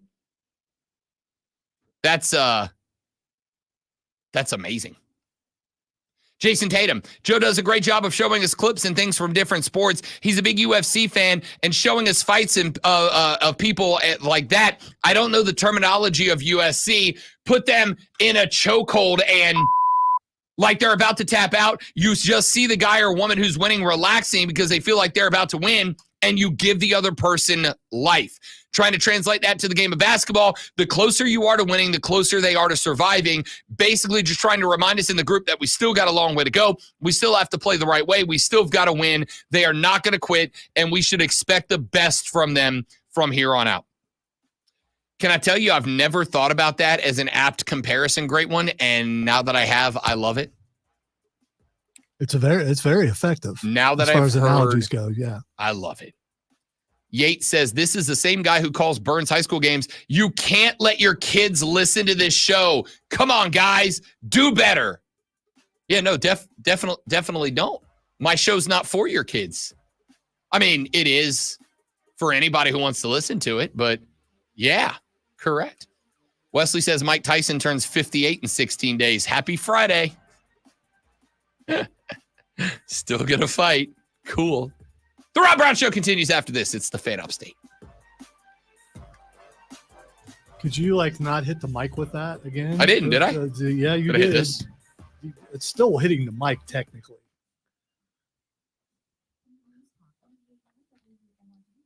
Apparently, Joe Mazzulla refuses to sit with their back to the door at the local Dunkin' in case he's accosted. All right, guys, give me 45 seconds. I will be right back. Don't let your kids listen to me.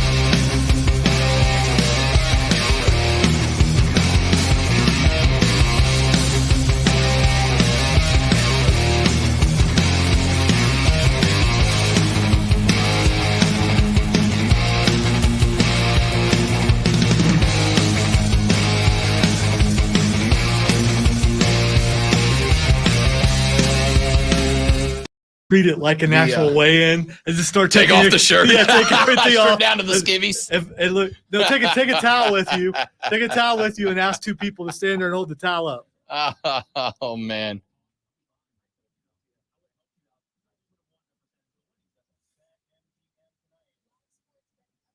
And yes, there are ounces in underwear. I've seen that also in Oh, for sure. in high school wrestling, people trying to make the weight just to get that thing just to move up just a little. I wonder if they use only digital now as far as scales go in high school.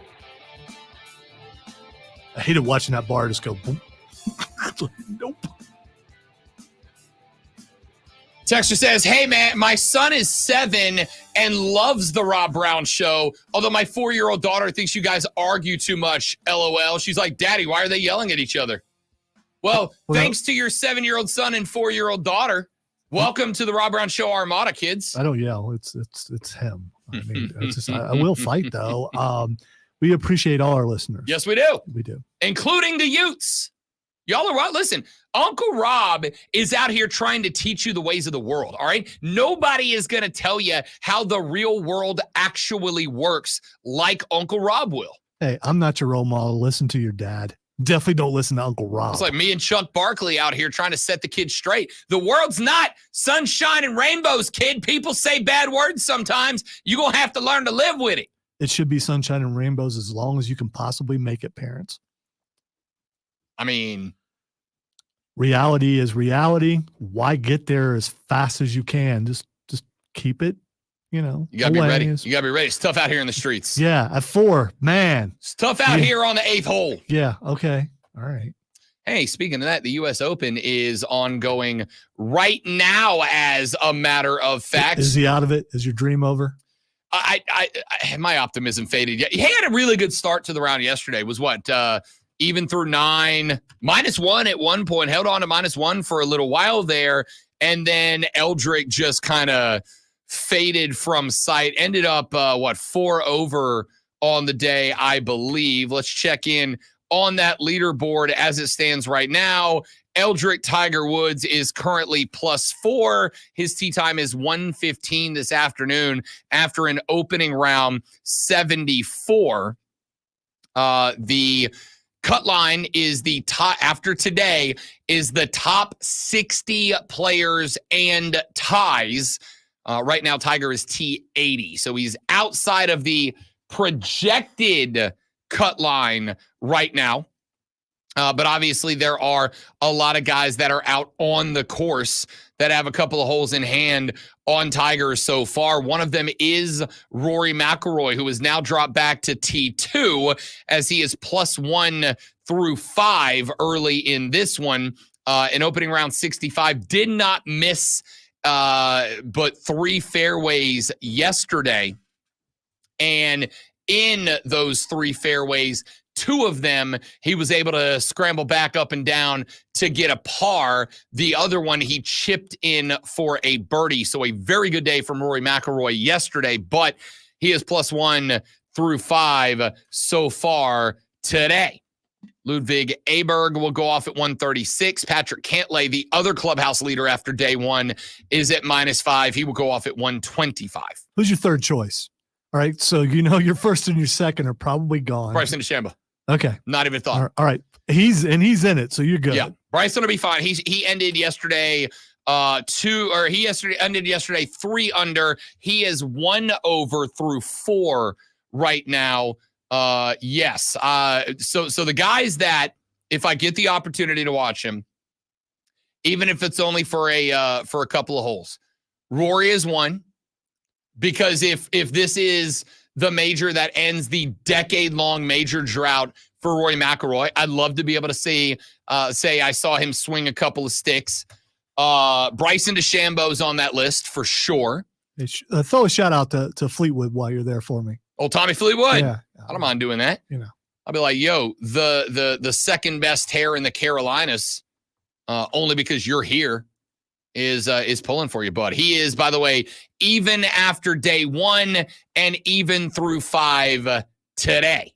So he'll be around. Xander Schauffele, I think you got to see if you can. I got to find Xander Schauffele out there. Stefan Jaeger Because obviously, big Jaeger guy over here. Oh, this has to do with the drink. So, okay. All right. There he is. All right. There he is. I was thinking, is he related to Chuck Yeager? You know, the guy who broke this. No, sound Okay. barrier. Yeah, But no. Scotty Scheffler, Prison Scotty. I got to go watch Prison Scotty. Prison Scotty did not have a great day. +1 yesterday. He is even through 5 so far today. But yeah, I think if you get a chance to see, if I get a chance to see Prison Scotty, I got to go see him. By the way, his odds have dropped again. Now at T32, he's +900 to win this event. So if you took him at +290, not a great look. You can double down now if you want at +900. To give you kind of an idea, Max Homa, who is a pretty good golfer, is in the same boat. Scotty Scheffler's +1 on the tournament, even through 5. Max Homa is +1 on the tournament, even through 4. And he, Lonzo, is 1,000 to 1. Scotty Scheffler is 9 to 1. So there's that. There's that. 1,000 to 1 for Max Homa, 9 to 1 for Scheffler, and then they're in the exact same position. That's kind of ridiculous. Ricky Fowler. I like Ricky Fowler. I think I got to see Ricky Fowler knock a couple around as well.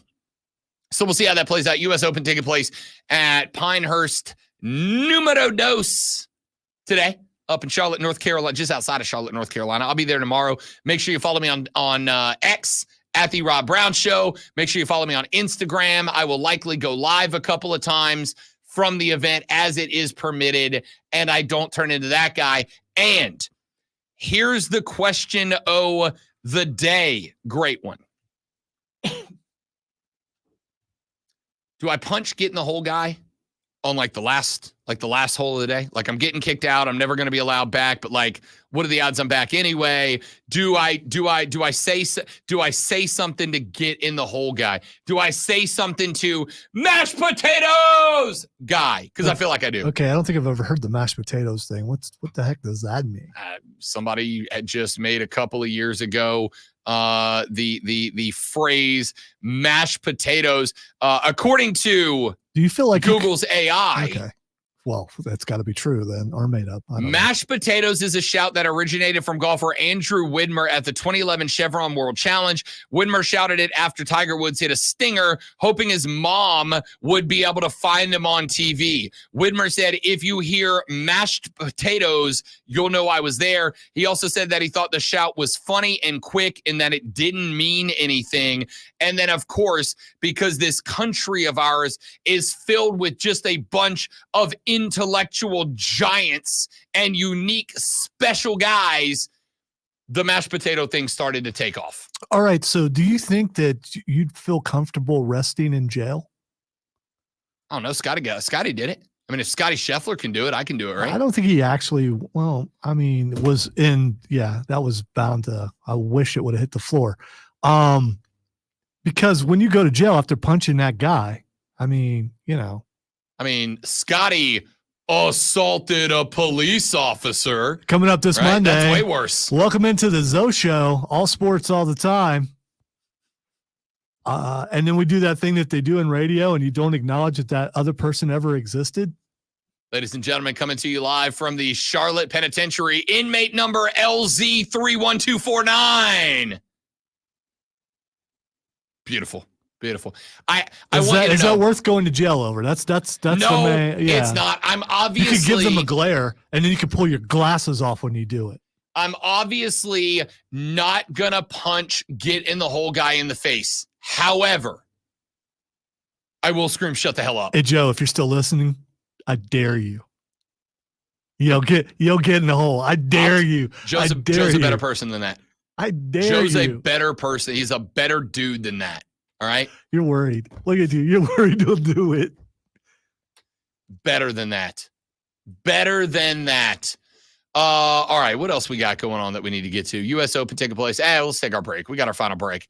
When we come back here in a minute, we'll run through everything else that we got to get to. A couple of NFL stories that we will bust up before what the X is going on. Another college football story as well. And obviously, an extensive breakdown of Team USA cricket as they prepare to take on Ireland in what is now a must-win game, match, contest, competition. We gotta get some wickets. We need some number of wickets. No sticky wickets though. No, so when you bowl the ball, but it's not pitching, it's bowling, okay? And you get it past the batsman, not a batter, it's a batsman. You are trying to hit the 3 poles back there. Those are the wickets, and they got little things that sit on top. And if you can hit the wickets with the ball and you knock one of those things down, that's an out towards the end. And that's literally everything I know about cricket so far. And I'm not entirely sure that any of those things are right either. Back after this on the Rob Brown Show and the Fan Upstate.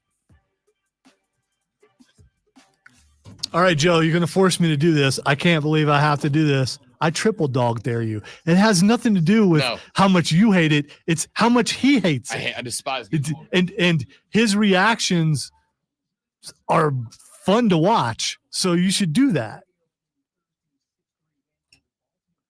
Short break. Sorry if I yelled into the microphone, but he was out of the room. Why am I apologizing for yelling into the microphone? What am I doing?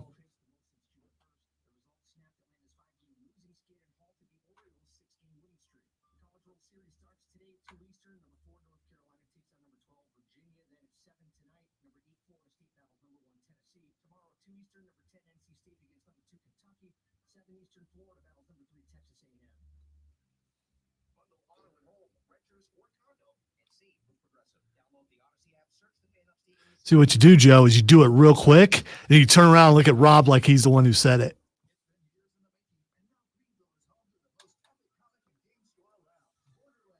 It's like the equivalent of he who smelt it, I guess.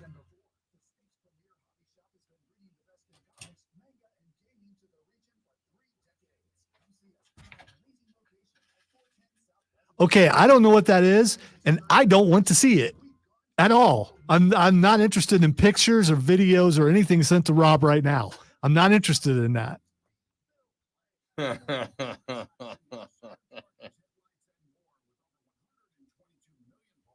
Also, Steven's willing to pony up some cash if you'll do it, Joe.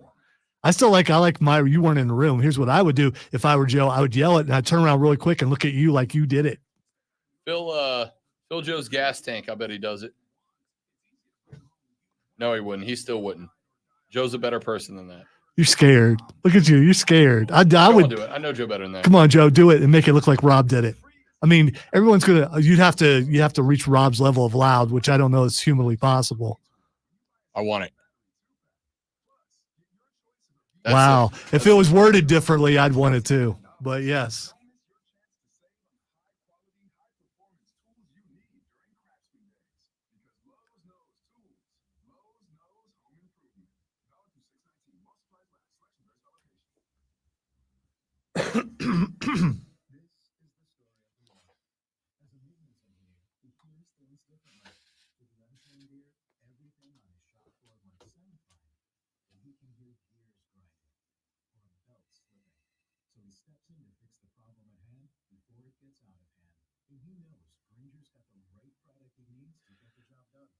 Look, starting at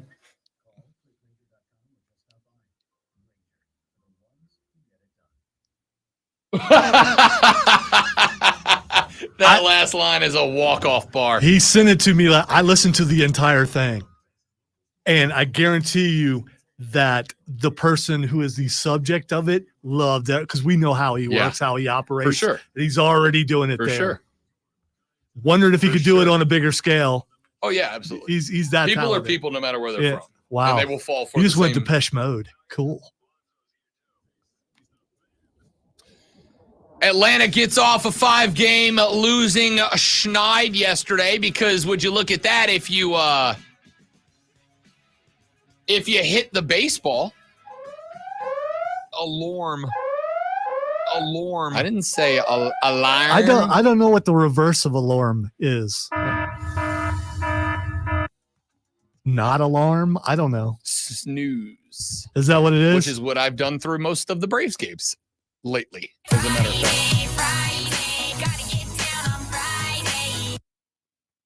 Everybody's looking forward to the weekend. It's Friday. Gotta get down on Friday. 6-3 winners over the Baltimore Orioles last night improves the Braves to 36 and 30. 4-hit day for Ozzie Albies yesterday. That's a good day. A good day. 4 hits, 1 ribby. You got a hit out of Michael Harris. You got a hit out of 4 out of Ozzie Albies, a deuce out of Marcell Ozuna, 1 from Matt Olson, 2 from Adam Duval, 1 from Jared Kelenic, and 1 from Orlando Arcia. Finally, the bottom 5 of the lineup put the ball into play. It's amazing. Now, the team still did go just 3 of 16 with runners in scoring position. They had plenty of opportunities to up the score from 6-3, but at this stay point, positive, could you? No, because the expectations are still higher. This is like when you bring home a C+ on the report card. Congratulations, you didn't fail, but I still expect more out of you.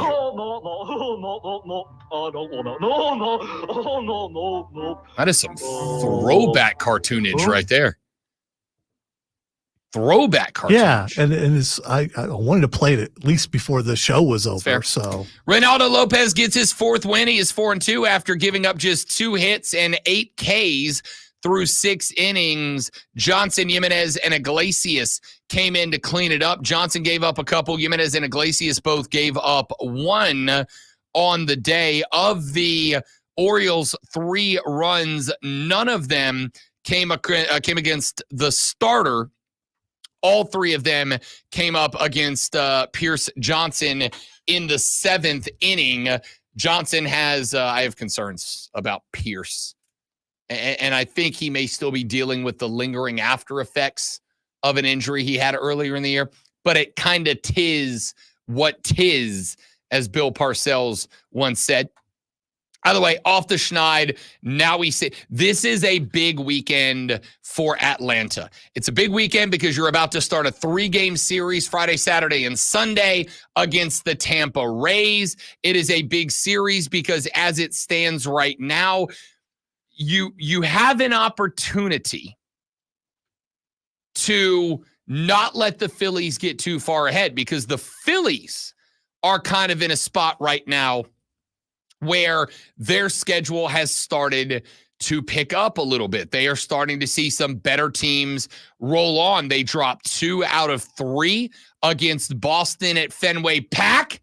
They are on the road at the same Baltimore team that Atlanta just dropped 2 out of 3 against in interleague play. You got the Padres after that. Then the Diamondbacks, who aren't the Diamondbacks from last year, but another team like Atlanta expecting a breakout at some point soon. Then you got the Tigers, the Marlins, the Cubs, the Bravos. It'll be the first time that Atlanta and Philly have matched up since opening weekend way back at the end of March. So, and then after they play a 3-game set at Atlanta, they go back home to take on the Dodgers. So that is 9 consecutive against a handful of teams that are first or second in their respective divisions. The Braves are 9 games back. However, they have grown their league over the Nats back up to 5 games after Washington has fallen apart a little bit. The Braves are 4-6 in the last 10. The Phillies are 6-4 in the last 10. The Bravos 36 wins would have them in second place in the NL Central behind the Brewers, who are in second place because there's literally no one else in that division. it would have them in third place, a half game back of the Padres in the NL Central. I have pointed this out to you before. In the entire National League, the Phillies, the Braves, the Brewers, the Dodgers, and now the Padres are the only teams that are over 500 right now. So the Braves are still very much alive, very much in a playoff position. A lot of opportunity left for Atlanta, but they are going to have to do something special here, without a doubt. Without a doubt. I got a couple other things I would like to get to just because I'm interested in and tracking it. May was the biggest month in terms of both attendance and television ratings for the W ever. After opening month that made headlines with the arrival of Caitlin Clark, Angel Reese, Camila Cardoso, and others, the W announced Monday that approximately 400,000 fans attended games in May, the largest attendance in 26 years. The last time so many fans packed arenas to see WNBA games was in 1999. It was just the third season in the league's history. But those are not the only numbers that are impressive. Across ABC, ESPN, ESPN2, and CBS, WNBA games are averaging 1.32 million viewers. That is nearly triple last season's average of 462,000 viewers. That was my knee, and it did not feel good. The Indiana Fever games on May 14th against Connecticut, May 18th against the New York Liberty, and again on May 20th against Connecticut, all set viewership records for the respective networks that they were on as their most watched WNBA games of all time. The opening night game, May 14th, averaged 2.12 million viewers. May 18th averaged 1.71, and May 20th averaged 1.56. Merchandise sales are up 236% over last season. Of the top 5 jerseys, Caitlin Clark, Angel Reese, and Cameron Brink are all in the mix.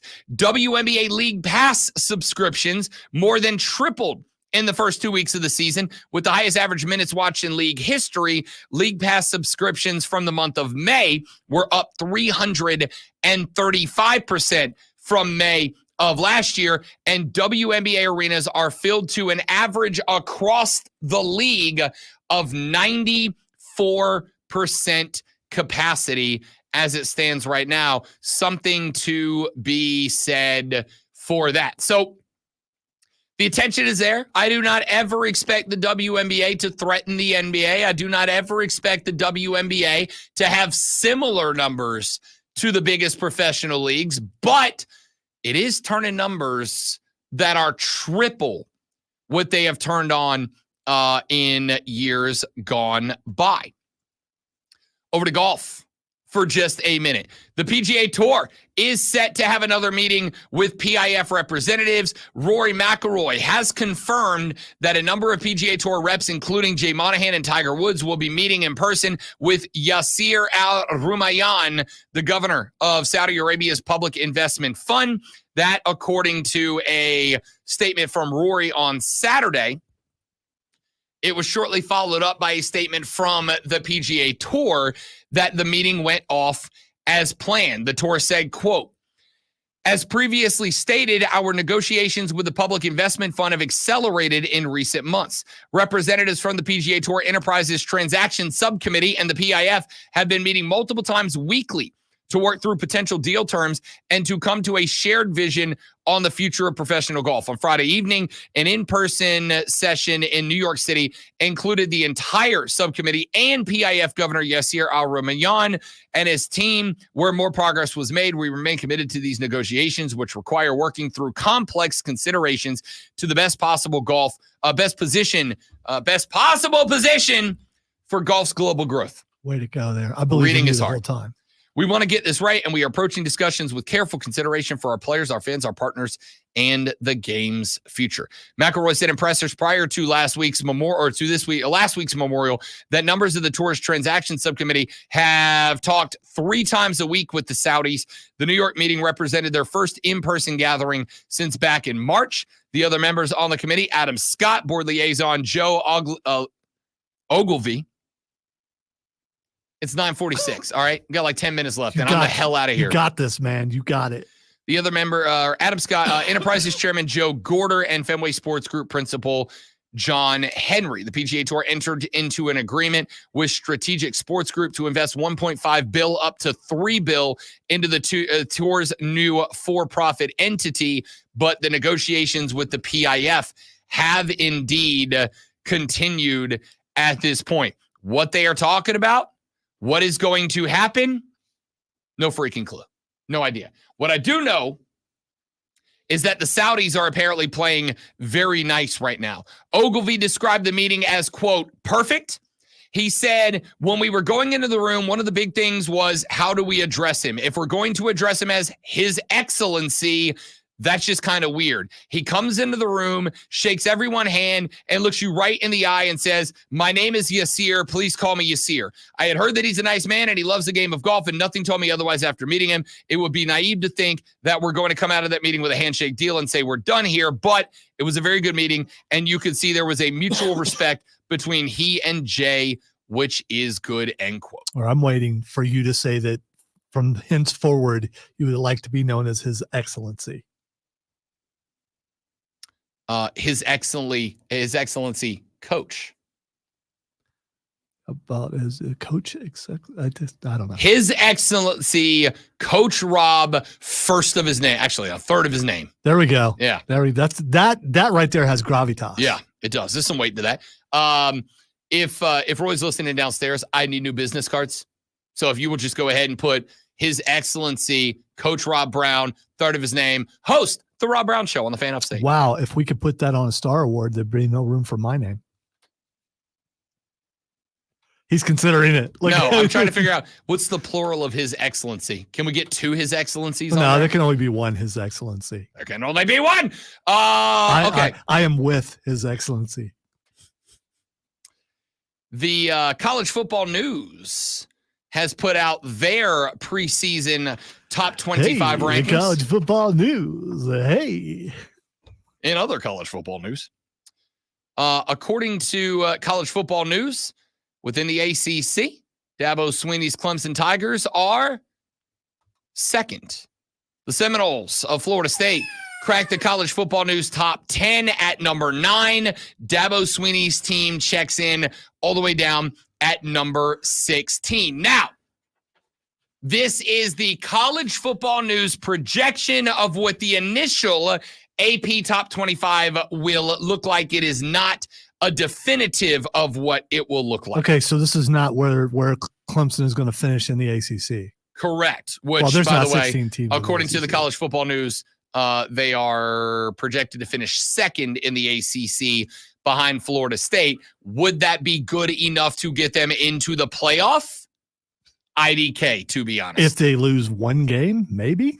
I don't know. If they lose... They haven't done that in a couple seasons. Not cracking. It's history, scoreboard. They haven't done that in a couple seasons. Scoreboard. So, I mean, that would be a step up from what... I think if Clemson loses to FSU in the regular season and again in the ACC title game, there is another conversation that needs to happen, and we will have this conversation next week. Are the folks... That's very fair. But I am going to ask this question. Are the folks in charge of putting teams in less or more likely to include a potential rematch in the playoff? In the old 4-14 format, we didn't want rematches, even though we got them. We didn't want them. With 12 teams, are rematches less or more likely? We will talk about that on Monday. I'm going to say I have an answer for that, but I'm going to give it to you next week. I respect that. Yes. All right. The first thing that's Xing is Cedar Point. Cedar Point's a amusement park, right? Yes, it's pretty famous in the what you would call the Midwest. Yeah. So Ohio. It is trending because a roller coaster malfunctioned. No, I think it was last week where I showed you the mayflies. Yeah. now a couple of days ago, camels got loose in Cedar Point. Okay, all right. I did see that. One of them was just having the time of his damn life, prancing around whatever their version of Disney's Main Street is. If you wonder what a happy camel looked like, I think he was stoked. I think that was one. Yes, it was. He was just bouncing around like it was like he was living his best life, dude. Went there for French class, I think, once in high school. But yeah, I don't know why. I think it was French class. took French class. How fancy. Dude, I had 4 years of French. Anyway, and 2 years of Russian because, I used to be smart that I hit my head a lot. The next thing that's Xing is hashtag WWE Castle. Clash at the Castle coming up tomorrow. I will check it out on Sunday. Can I tell you what I saw? So I got caught up last night on Raw and most of NXT. They got no idea what to do with Bayley. They don't know. Is she a heel? Is she a face? Is she a tweener? Like on one hand, she's insulting people. On the other hand, she's like, I respect you, Piper Niven. Put that belt on Piper Niven and do it this weekend. Give her a run because she's good. They're not going to do that. I had just read like 10 minutes ago how Piper approached Triple H to get the match. And he basically said, we're already working on it. Yeah. Because it's in Scotland. Yeah, I mean, you put Drew and you put Piper out there. I did think about one thing. You know who else is Scottish and has been hanging out on the outskirts and is due for a return? Yeah, but she won't be back till Monday. I mean, Uncle Howdy won't be there till Monday. There's no reason you can't have some other people getting involved there. How about Nikki Cross comes out, helps Piper win the belt? You get to celebrate 2 Scottish women at Clash at the Castle in one moment. That would be kind of cool. Yeah. I don't think it's going to happen, but we'll see tomorrow at 2 p.m. All right. The next thing that's trending or Xing yo is hashtag Friday. Gotta get down on Friday. Everybody's looking forward to the weekend. It's Friday. Friday. Got to get down on Friday. I saved one more just because it's going to make Rob mad, but it is Xing right now. Everybody's looking forward to the weekend. It's Logan Paul is Xing. Yeah, apparently Donald Trump was on his pod yesterday. Yes, I'm going to go watch that because it looks hilarious. I really like. Does Logan Paul do that in character? You mean you haven't watched any of them? No. It's just like a couple dudes on a couch asking. Yeah. It's like Beavis and Butthead asking questions, but they're really rich. Yeah. I'm doing nothing that gives him engagement, my dude. Nothing. Except for watching him in wrestling because he's really good. Except watching him in wrestling because he's really good. Got to have my bowl. Got to have cereal. That's it for us, kids. Thanks for being here. Hey, tell your kids thanks for listening to the show. Stop it. Yates. Dude. Yates. I love you, man. I don't know about, I'll tell you, my man's trying to turn away listeners. I won't have it. The Rob Brown Show Armada is for everybody. All right? Y'all have a great weekend. Don't drink and drive. I'll punch you in the face. Follow me on social at The Rob Brown Show. I'll be live from the U.S. Open tomorrow. Have a great weekend. Goodbye. Later. Yeah!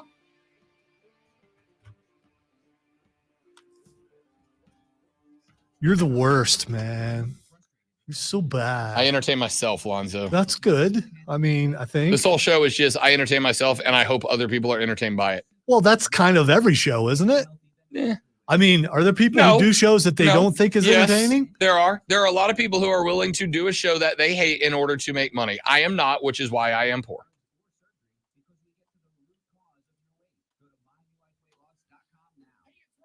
Okay, not every part of this show do I love. I really enjoy the parts that I'm in, though.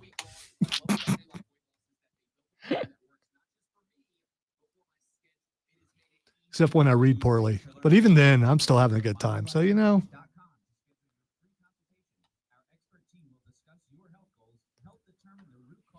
I think of the alternative. I could be doing radio in Detroit right now, and I'm not. So, I mean, because who wants to do that?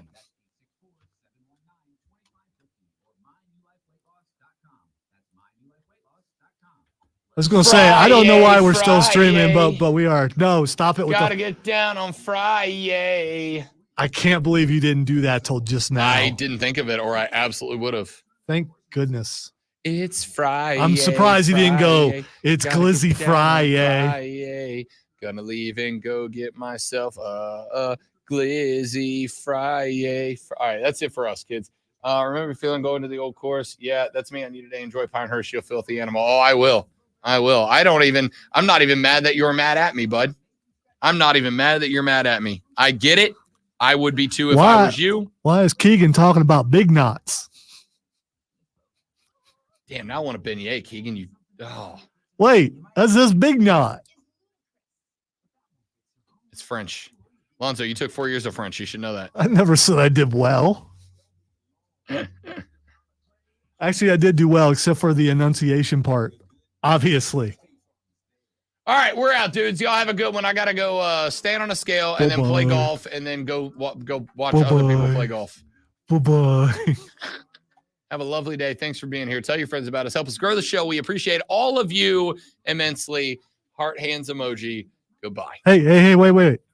No, you can still talk. I left the mic No, open. it's okay. That would have been a perfect ending. What are you doing? Why didn't you just cut it off? You said, hey, wait. Yeah, I was going to say, make sure you tune into the Upstate Pulse tomorrow night. Saturday, 7 to 9, WRD. It's going to be shambles because we're in a new room and no one knows how to use it. I might. It's going to be entertaining. I might call in just to see how Odie handles phone calls. You're not calling in because of all the drunk people. We don't take calls. I won't be drunk. But here's what you can do. I might be drunk. Here's what you can always do. You can always jump in on StreamYard. That's true. I can just enter myself into the stream. You could. I'm surprised more people don't do that. I should do that. How have I never thought of that before? Just randomly pop on the show. I really should. Okay, now we're leaving. Bye.